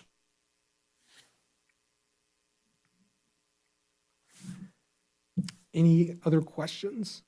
Any more questions from the board? I think I appreciate the information. I mean, I agree. There's so many factors, and it's all like anything else. It's dependent on each student and, their particular situation. So it's good information. The trends are kind of what I figured they would be. I'm a little surprised at seeing some of the higher numbers under full remote, but that's good. So, One of our biggest concerns, and we know for our high schoolers in particular, is we have so many students who during the situation went to work to support their families. And we've seen that at much, much higher levels than we have in the past. All you need to do is take a spin around our community during the middle of the school day and stop at, a beverage store and get an iced tea and realize that, we have school-age students in there working. So just those types of things that I think had a bigger impact than we anticipated to begin with. It's going to provide, like I said, some work that we're going to need to do to bring those students back into the walls of our schools and get them back into the habit of a traditional educational kind of programming for them. But I'm convinced that we have the resources and the support and the staff at our high schools to do that. So it means that we're going to be working a little harder than we've had to in the past to make sure that we get our students to graduate. And another thing that I think about is when we have that discussion about the full remote students, some students are naturally very independent, like Ricky said, and they can figure it out and move forward. But I think what that data really shows us is the importance of the art of teaching. And I've kind of been saying this for years. There's no program we're going to purchase as a school district that is going to reach all the kids. There's no substitution for having a teacher build a relationship with a student, identify the need of that child, and plan interventions. And I think what we're seeing is, a computer program or a Zoom meeting on a Monday doesn't substitute for that. And so kudos to our teachers because, we could see the impact you have when you're working with these kids. So thank you. Good. Any other questions? I'd just like to thank you for taking the time to put this together. It's enlightening for us. And I know some schools probably did better than others, and I'm sure the principals are all aware of that already. And obviously, there's some work to do, but thank you for shining the light on this. Thank you. Thank you very much. Thank you. Okay, we're going to move on to item 10. Presentation on plans to offer remote learning opportunities in the Carson City School District for the 2021-2022 school year. This is for discussion only, and we have Principal Zona and Tasha's remaining seating, so. Just in case. I like it. Just in case. Thank you. For the hard question. Good evening. Jason Zona for the record. I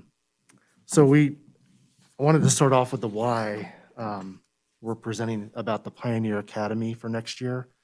So I teased Renee because I've never brought in a presentation with just one slide, but here it is. So really, the academy is basically 3 schools. It's our same Pioneer High School in seat and an online version. We also have the middle school 6 through 8 for online only, and then elementary for 1 through 5. And hearing Ricky talk these years and give you guys stories, it really brought me back to a search and rescue saying that we utilize. It's not. It's silly and it's obvious, but if you always know where you are, you can't be lost. And so that's what we train our new cadets. We get dropped off in the backcountry with no roads, no trails, in the dark, and we have to find somebody who also doesn't know where they are. So that's kind of what we do as educators. We don't have the roads, and especially with COVID, we didn't have roads, no road maps. We had to wing it. But I think this concept of a unified online system will really help us find our kids and know how they're doing and make those adjustments we need to make. Because on February 3rd, we had 1,100 kids doing full-time online, and our district usually sees about 200. So that's a huge jump. We had 10 different schools doing it, multiple different platforms, and I heard you guys mention remote learning, which we saw different platforms of remote as well in elementary. So I think this concept of really centralizing the staff, sharing our Pioneer staff, and unifying for this cause will really help kids. So we're gonna find where they're at and make adjustments. For a sec. Just to give a little bit of a background, for those of you that might be a new concept, one of the things that we've kind of had conversations internally in our team meetings is, what do we do post-COVID? So as Principal Zona stated, right now we currently have students at all of our sites doing full-time remote learning. We've not had that in the past. In the past, we've had Carson Online, which has served our students for kinder through 12th grade. That program has been run out of Pioneer High School. That's Jason's been the administrator for that program. So as we talked about, again, what are we going to do? What's going to be the next iteration for us in terms of programming and education for students? We know that we feel strongly that we're going to need to have, for our parents, an option to have full-time online learning. But we also know from the data that we've shared that our current system is not being as successful as we would like it to be in meeting the needs of our students. So I proposed to Jason and his staff, I said, we've been kind of thinking about what this might look like. What would be the next step for Carson Online? And is that something that we could bring and bring back to Pioneer and really try to centralize our resources? And of course, I shouldn't say of course, but Jason was actually very enthusiastic, and he said, you know what, we can do it. My staff can do it. We can get it done. We absolutely make sense to us to be able to really centralize all of our resources, to centralize our efforts. For our families that have students across different grade levels, it would make sense for them to be dealing with one school, one site, et cetera. So the plan for us is to replace what used to be Carson Online, which then became each school handling their full-time remote, to bringing on Pioneer Academy. So as Jason said, Pioneer will take on and have these 3 different levels. We will not be offering full-time remote learning for kinders. We did discuss that with our elementary principals and vice principals, and we just all strongly feel that if you're in a kinder class, that the intent of kindergarten is for you to learn constructive play and to be working with your friends and your peers and learning how to play games, et cetera. But we do know that we have, as you've seen, students who are successful. So we wanted to at least start with the first grade. We have families who have, unique situations. Maybe they travel a lot together. Maybe, mom and dad work during the day and the children have to be with grandma and grandpa, whatever their situations are, that they want to have some flexibility in their learning. And as long as they're being successful, we want to provide that to them. So again, that was the concept of Pioneer Academy. And all of our families. Jason's going to talk a little bit more about what that looks like on that campus, but moving forward, for the Carson City School District, our intent is to offer full-time remote learning through Pioneer Academy only. So taking that responsibility off of the comprehensive sites and bringing that back to Pioneer. So on this, on our main website, we have our application. You guys were provided with that a while back or a few days. Hopefully you had time to look at it. But parents can access the application. They can look at brochures on elementary, middle, and high school. They would click on the application, and a lot of the research they need to do is really read through here and see what that looks like. So I'll pause. And do you guys have any questions so far on the application process, or what do you know about it so far? The typo? Yeah, Yeah, page 12, under the athletic policy, Pioneer Academy is an NCAA approved online course provider, and it's probably March Madness, but it's going to be NIAA. got it. Thank you. And then just going back to the why, Jason did discuss that briefly, but again, the intent from our district is that all families interested in pursuing or continuing with full-time remote learning next year will be required to apply for Pioneer Academy. There is minimum requirements that have been set, and that's what you've read in your applications. But for those listening at home, what we're really looking for, again, is students who've exhibited success in a full-time remote learning environment and who are on or close to grade level. For obvious reasons, it's very difficult to maybe take a student who's a year or two grade levels behind and in a remote learning environment remediate that. And as well as the fact that we've had, as we've learned from Carson High School, for instance, 200 students who we had to bring back second semester because they were not successful for a semester. And so we want to set our students up for success. We want to offer opportunity, but we want to set them up for success. And full-time remote learning is not a place to hide, right? To hide quietly and fail quietly. We're not going to let that happen for our students. So that's the application purpose. Any student who, and any family who apply and meet the minimum qualifications will get in. They have to meet the deadline for the application, and the reason for the deadline for the application is so that we can actually build the staffing at the school. So currently, obviously, it's a new program. Well, not a new program, but it's a different way to run the program. In the past, as an example, we used Pearson online curriculum, but we also used Pearson teachers. They weren't Carson City School District teachers in the old Carson online format. Moving forward, we'll be using Carson City School District teachers to teach those classes. They'll simply be using online curriculum, Pearson at the elementary level, and either Apex or Edgenuity at the secondary level. So we have to know what class enrollment and course count looks like so we can appropriately staff Pioneer High School so Jason can build a master schedule. So we had to have the ability to have a hard cutoff date to say, if you apply by this time and you meet those qualifications, you are in. Now we'll build a master schedule. If you don't meet the deadline for application, we're going to put you on a waiting list, and it's first come, first serve as that schedule gets built, and if there's room available in those classes. Say, for instance, Jason has 20 first graders, right, that meet that deadline. By the time he builds that master schedule, he'll be able to go back and go, oh, did we have 2 more first graders who applied after the due date? The first 2 that had their applications in will get in because it'll be first come, first serve.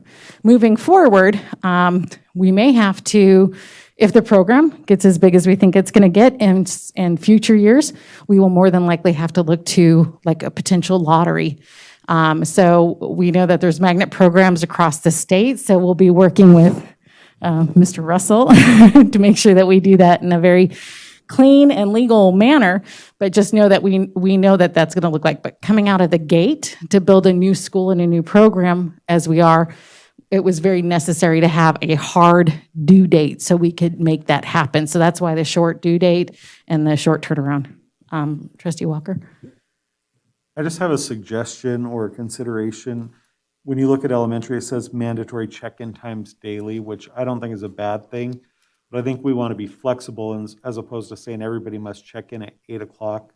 one of the things I've experienced with some families, the mom or dad might work graveyard, and so they're not able to start working with the child till noon. So I think that even if there's, certain amount of time is required daily and all on-site testing and interactions with staff members will occur between contract hours. But then because I think the real purpose of doing something like this is customer service. Families are going through a change right now, and so I think we want to make this as accessible as possible. We can definitely do that. Some of the challenges that we've had at some of our sites, just to give some background knowledge on this, is that I think as we've been growing in this new approach, we have families, exactly like what you're saying, but who are expecting to be able to call a school at 8 o'clock at night and get a hold of a teacher for tutoring. And that is not our situation. So we want to make sure our families understand that our teachers are on contract during contract hours, which are normal school hours, which is Monday through Friday. That means on Saturday night at 11 o'clock, if that's when you're doing homework, you're not going to be able to get hold of a teacher, that kind of a thing. So while I agree, 100% understand, Trustee Walker, and I agree with you, we do want to be as flexible as possible. We also want our families to realize that we do have some limitations. Correct. And I just want to make sure that there are people that'll accept those families in with a little bit of flexibility. We want to keep Carson City families attached to the Carson City School District. I think this is a great concept. I do worry, though, about a younger kid sitting in front of a computer for so long. We just had some training this weekend, 5 or 6 hours in front of a computer, and it was pretty hard. I mean, it was pretty hard to stay focused, and so I worry about the younger kids. Their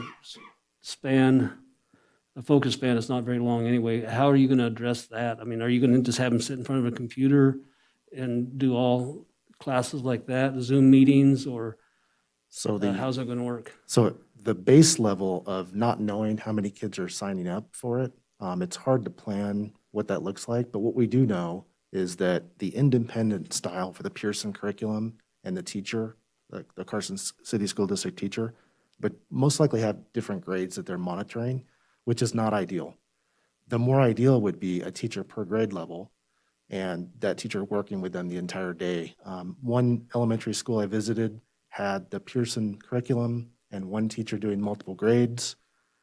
Another school had kids zooming in real time with their peers for every class. And so there was definitely a huge range. We're just not sure what we can recreate, not knowing the numbers yet. So that'll come April 23rd. Yeah, So I know when they have breaks, it may be hard to get them back, A little more background on that is we are required under NRS to provide a specific number of minutes of instruction per day. Right. And that's whether you're in seat or remote.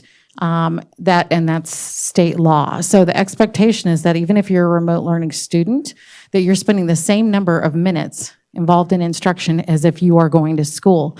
So while I agree with you right now, it's a concern. Yes, the student might be sitting for 6 hours in front of their computer if they've chosen full remote learning. That is currently the expectation. That being said, there's a bill right now. I think it's Senate Bill 215. I gotta look at AJ, see if I'm right. There was a press conference this morning from State Superintendent Ebert, who is in support of that bill that would change that requirement from instructional minutes to actual competency or mastery of course content. So we could see something change in that as early as this legislative session if that bill is approved. It looks like there's quite a bit of support for it, and it may. So that might change that situation. But currently, I think it's important for our families to understand that under existing state law, yes, the expectation is the full 6 hours of school, if you will. And if you choose a full-time remote learning option, that means in front of a computer screen, currently. And that might change with state law, but currently that's the model. I'm trying to get this turned on. Another concern I have is, your first graders, and do they really know how to use a computer at that age, and how are you going to get over that on full remote?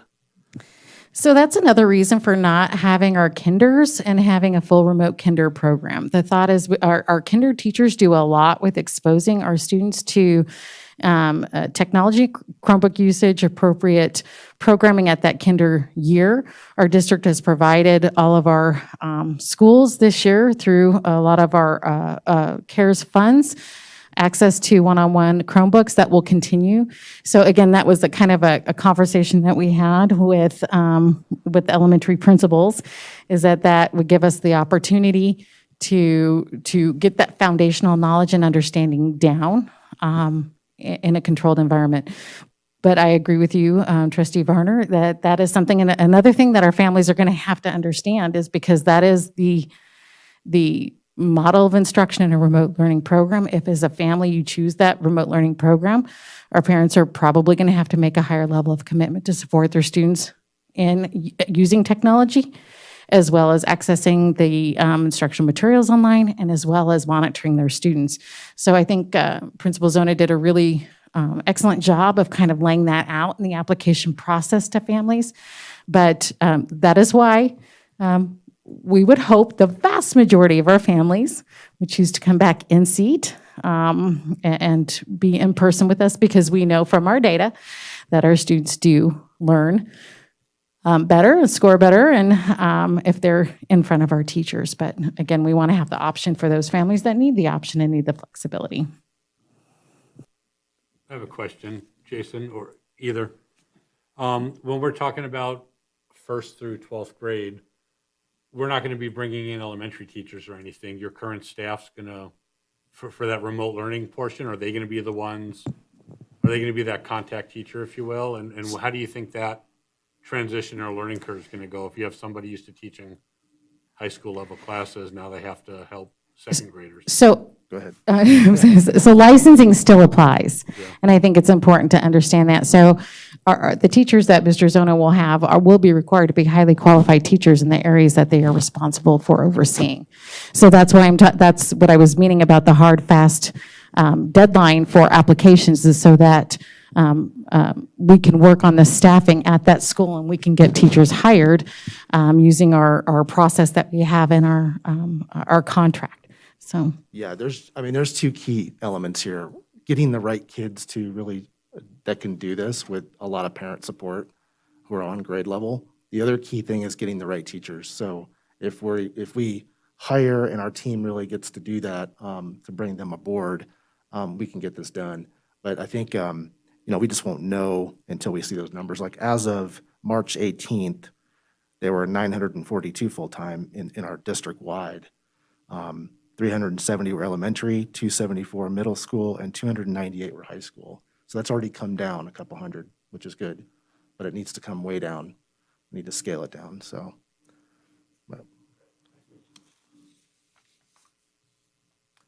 So any other questions about our application or how to get to it? Or I really would encourage parents and you guys to look at the website, look at the different documents, especially those who are thinking about it. They can call our office. They have our emails and phone number on there. Really just explore the website and research it before you jump in. as a district, we are putting out, Dan has put together a very nice press release that will go out explaining what the program looks like and the application deadlines. It'll be on our district website as well as Pioneer's website, and the applications can be found there. Our intent is to just, reach out to all of our students who chose to be homeschooled, the families who chose to homeschool this year, and entice them to come back, make sure that they have the information about Pioneer Academy as an option for their children. And we really want to do a big push. Our intent is to open up our online registration for families to update their student registration and enroll new students on April 6th, which is why we wanted to come and present to the board tonight, get our press release out tomorrow, and start getting our phone calls made home so that we can really get our families to re-engage with the process of getting updated and figuring out what their school's going to look like next year. So are they going to be online? Are they going to come back and see those types of things? And then that way we can get better idea in terms of our staffing and our needs too. So I can tell you, for instance, when it comes to staffing at Pioneer High School, special ed students, LEP students, they are encouraged, if this is a format that works for them, to apply. We'll make sure that they have all the services they need at Pioneer Academy. So all of those things will be in place. We plan on staffing Pioneer to meet the needs of the students that apply and are enrolled in that program. Stacy? I just think this is great. This is amazing. This is thinking out of the box. This is getting people back into the school, and naming it Pioneer Academy, I think is brilliant, because it just puts, because we all know up here what a great school Pioneer is, and that it's not where all the bad kids go. We know that it's an alternative for those kids to grow, and you've had so many successes with a lot of, we've had the dual diplomas, we've had, the skiers, we've had Millennium scholarship winners and all of that. So to call it an academy and put it makes it go to that level in people's mind, I think, which maybe might have been the piece we were missing with Pioneer before. It's making it, because now it's like, oh, I go to the academy. So I really think you guys have done a really good job about building this and getting it to where it should be, because Pioneer should be an academy. It should be a place where people want to go. And we have to give all of that credit to Mr. Zona and his team. They've done a really, really good job of putting together some promotional materials to put together all the different logos, if you will, for each of those areas. And his team has really, under his leadership, came to the table and said, we're excited about this. Let's come up with some great things for our students. So Yeah, it's definitely the team. You surround yourself with smarter people and you listen to them. Have an amazing leadership team. The entire staff has been great. But I think we'll get it done. I know we will. We're excited about it. We kind of work with flexibility, and this is kind of our area. So we'll always have the need in our district. So. Yeah, Mike? And I just want to remind everybody that this is also very economic. We have uncertain future with funding, and we can't afford to lose 200 or 300 students because their families aren't comfortable coming full in person yet. And so we have to meet the population where they are. And so some of these families are going to need these resources. And so it's kind of identifying who has the time and the capabilities to be successful remotely. But then, this truly is important for our district. So I think we really need to shout it from the rooftop that we have this option. You don't need to homeschool your child. You don't need to find a charter school. We're going to meet your needs here in-house. And I would suggest that you reach out. There were a lot of daycares that went and started doing online within, I know where my grandson goes. They had about 30 students that left the school district to go and do this online program with the daycare. So I would ask you to reach out to those kind of things that took up those opportunities when we went remote to look at that. But that's definitely one area you should look at. We're real excited to involve the Carson City School District teachers, because this is, bumping it up even more. Throughout the 11 years we've done this, we've had different, Pearson and whatnot, which have done pretty good, but we don't know those teachers very well.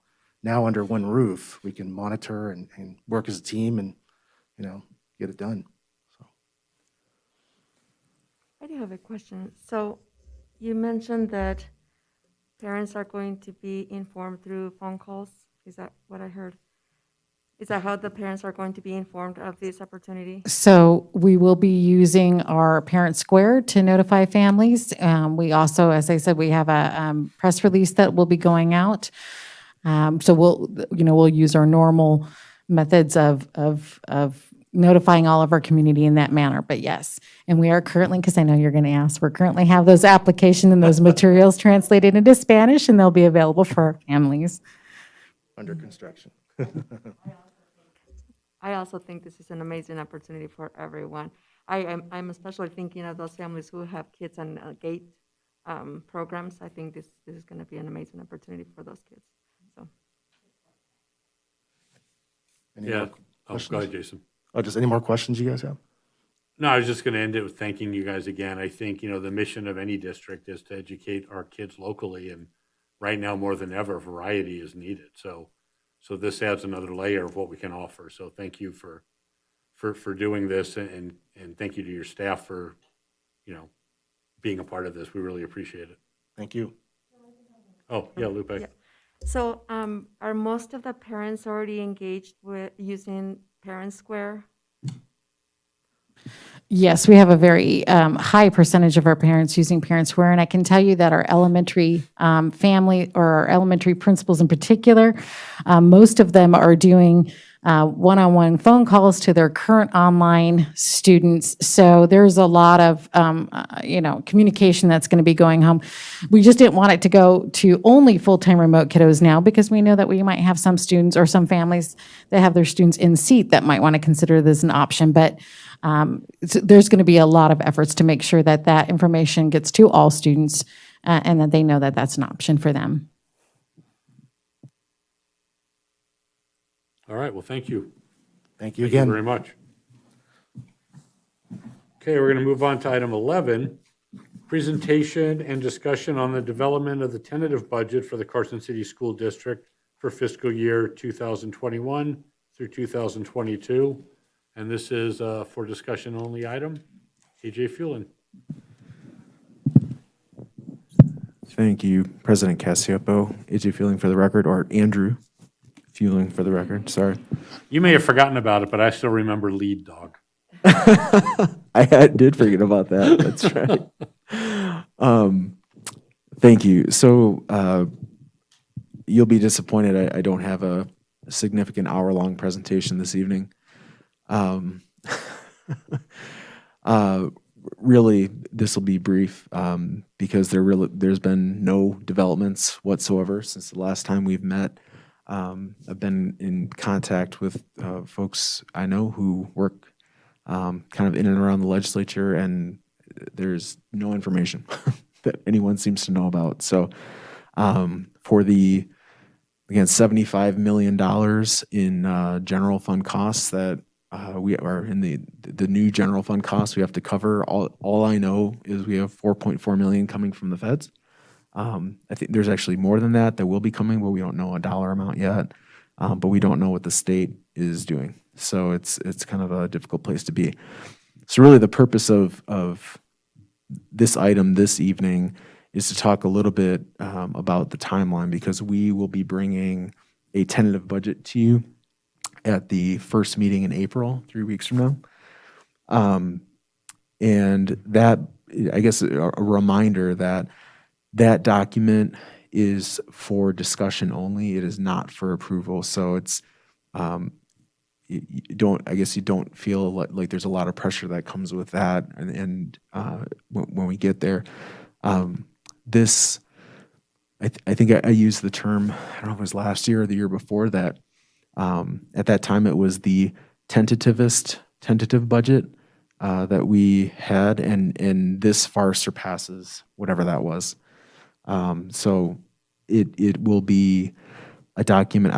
I believe what you will see, what I'm thinking is creating it so that it reflects what would have happened if the People's Center funding plan had gone into full effect, just so you can see that as an exercise. I don't know if there's any value to it besides that, because clearly things are going to change pretty quickly as the session continues. So I get right now, this is just kind of a, here's what to expect coming into the next meeting. Yeah, we still have a ride ahead, sure. So, but as an update, really, there's not much more than that. But we'll be bringing a budget to you at the next meeting. I appreciate that. Any comments from the board or questions? So when you're bringing that, are you looking at cuts at programs or staff in that budget? So I think the way that I'll set it up is if nothing changed. So if nothing in the district changed, what would that have looked like if we would have transitioned over.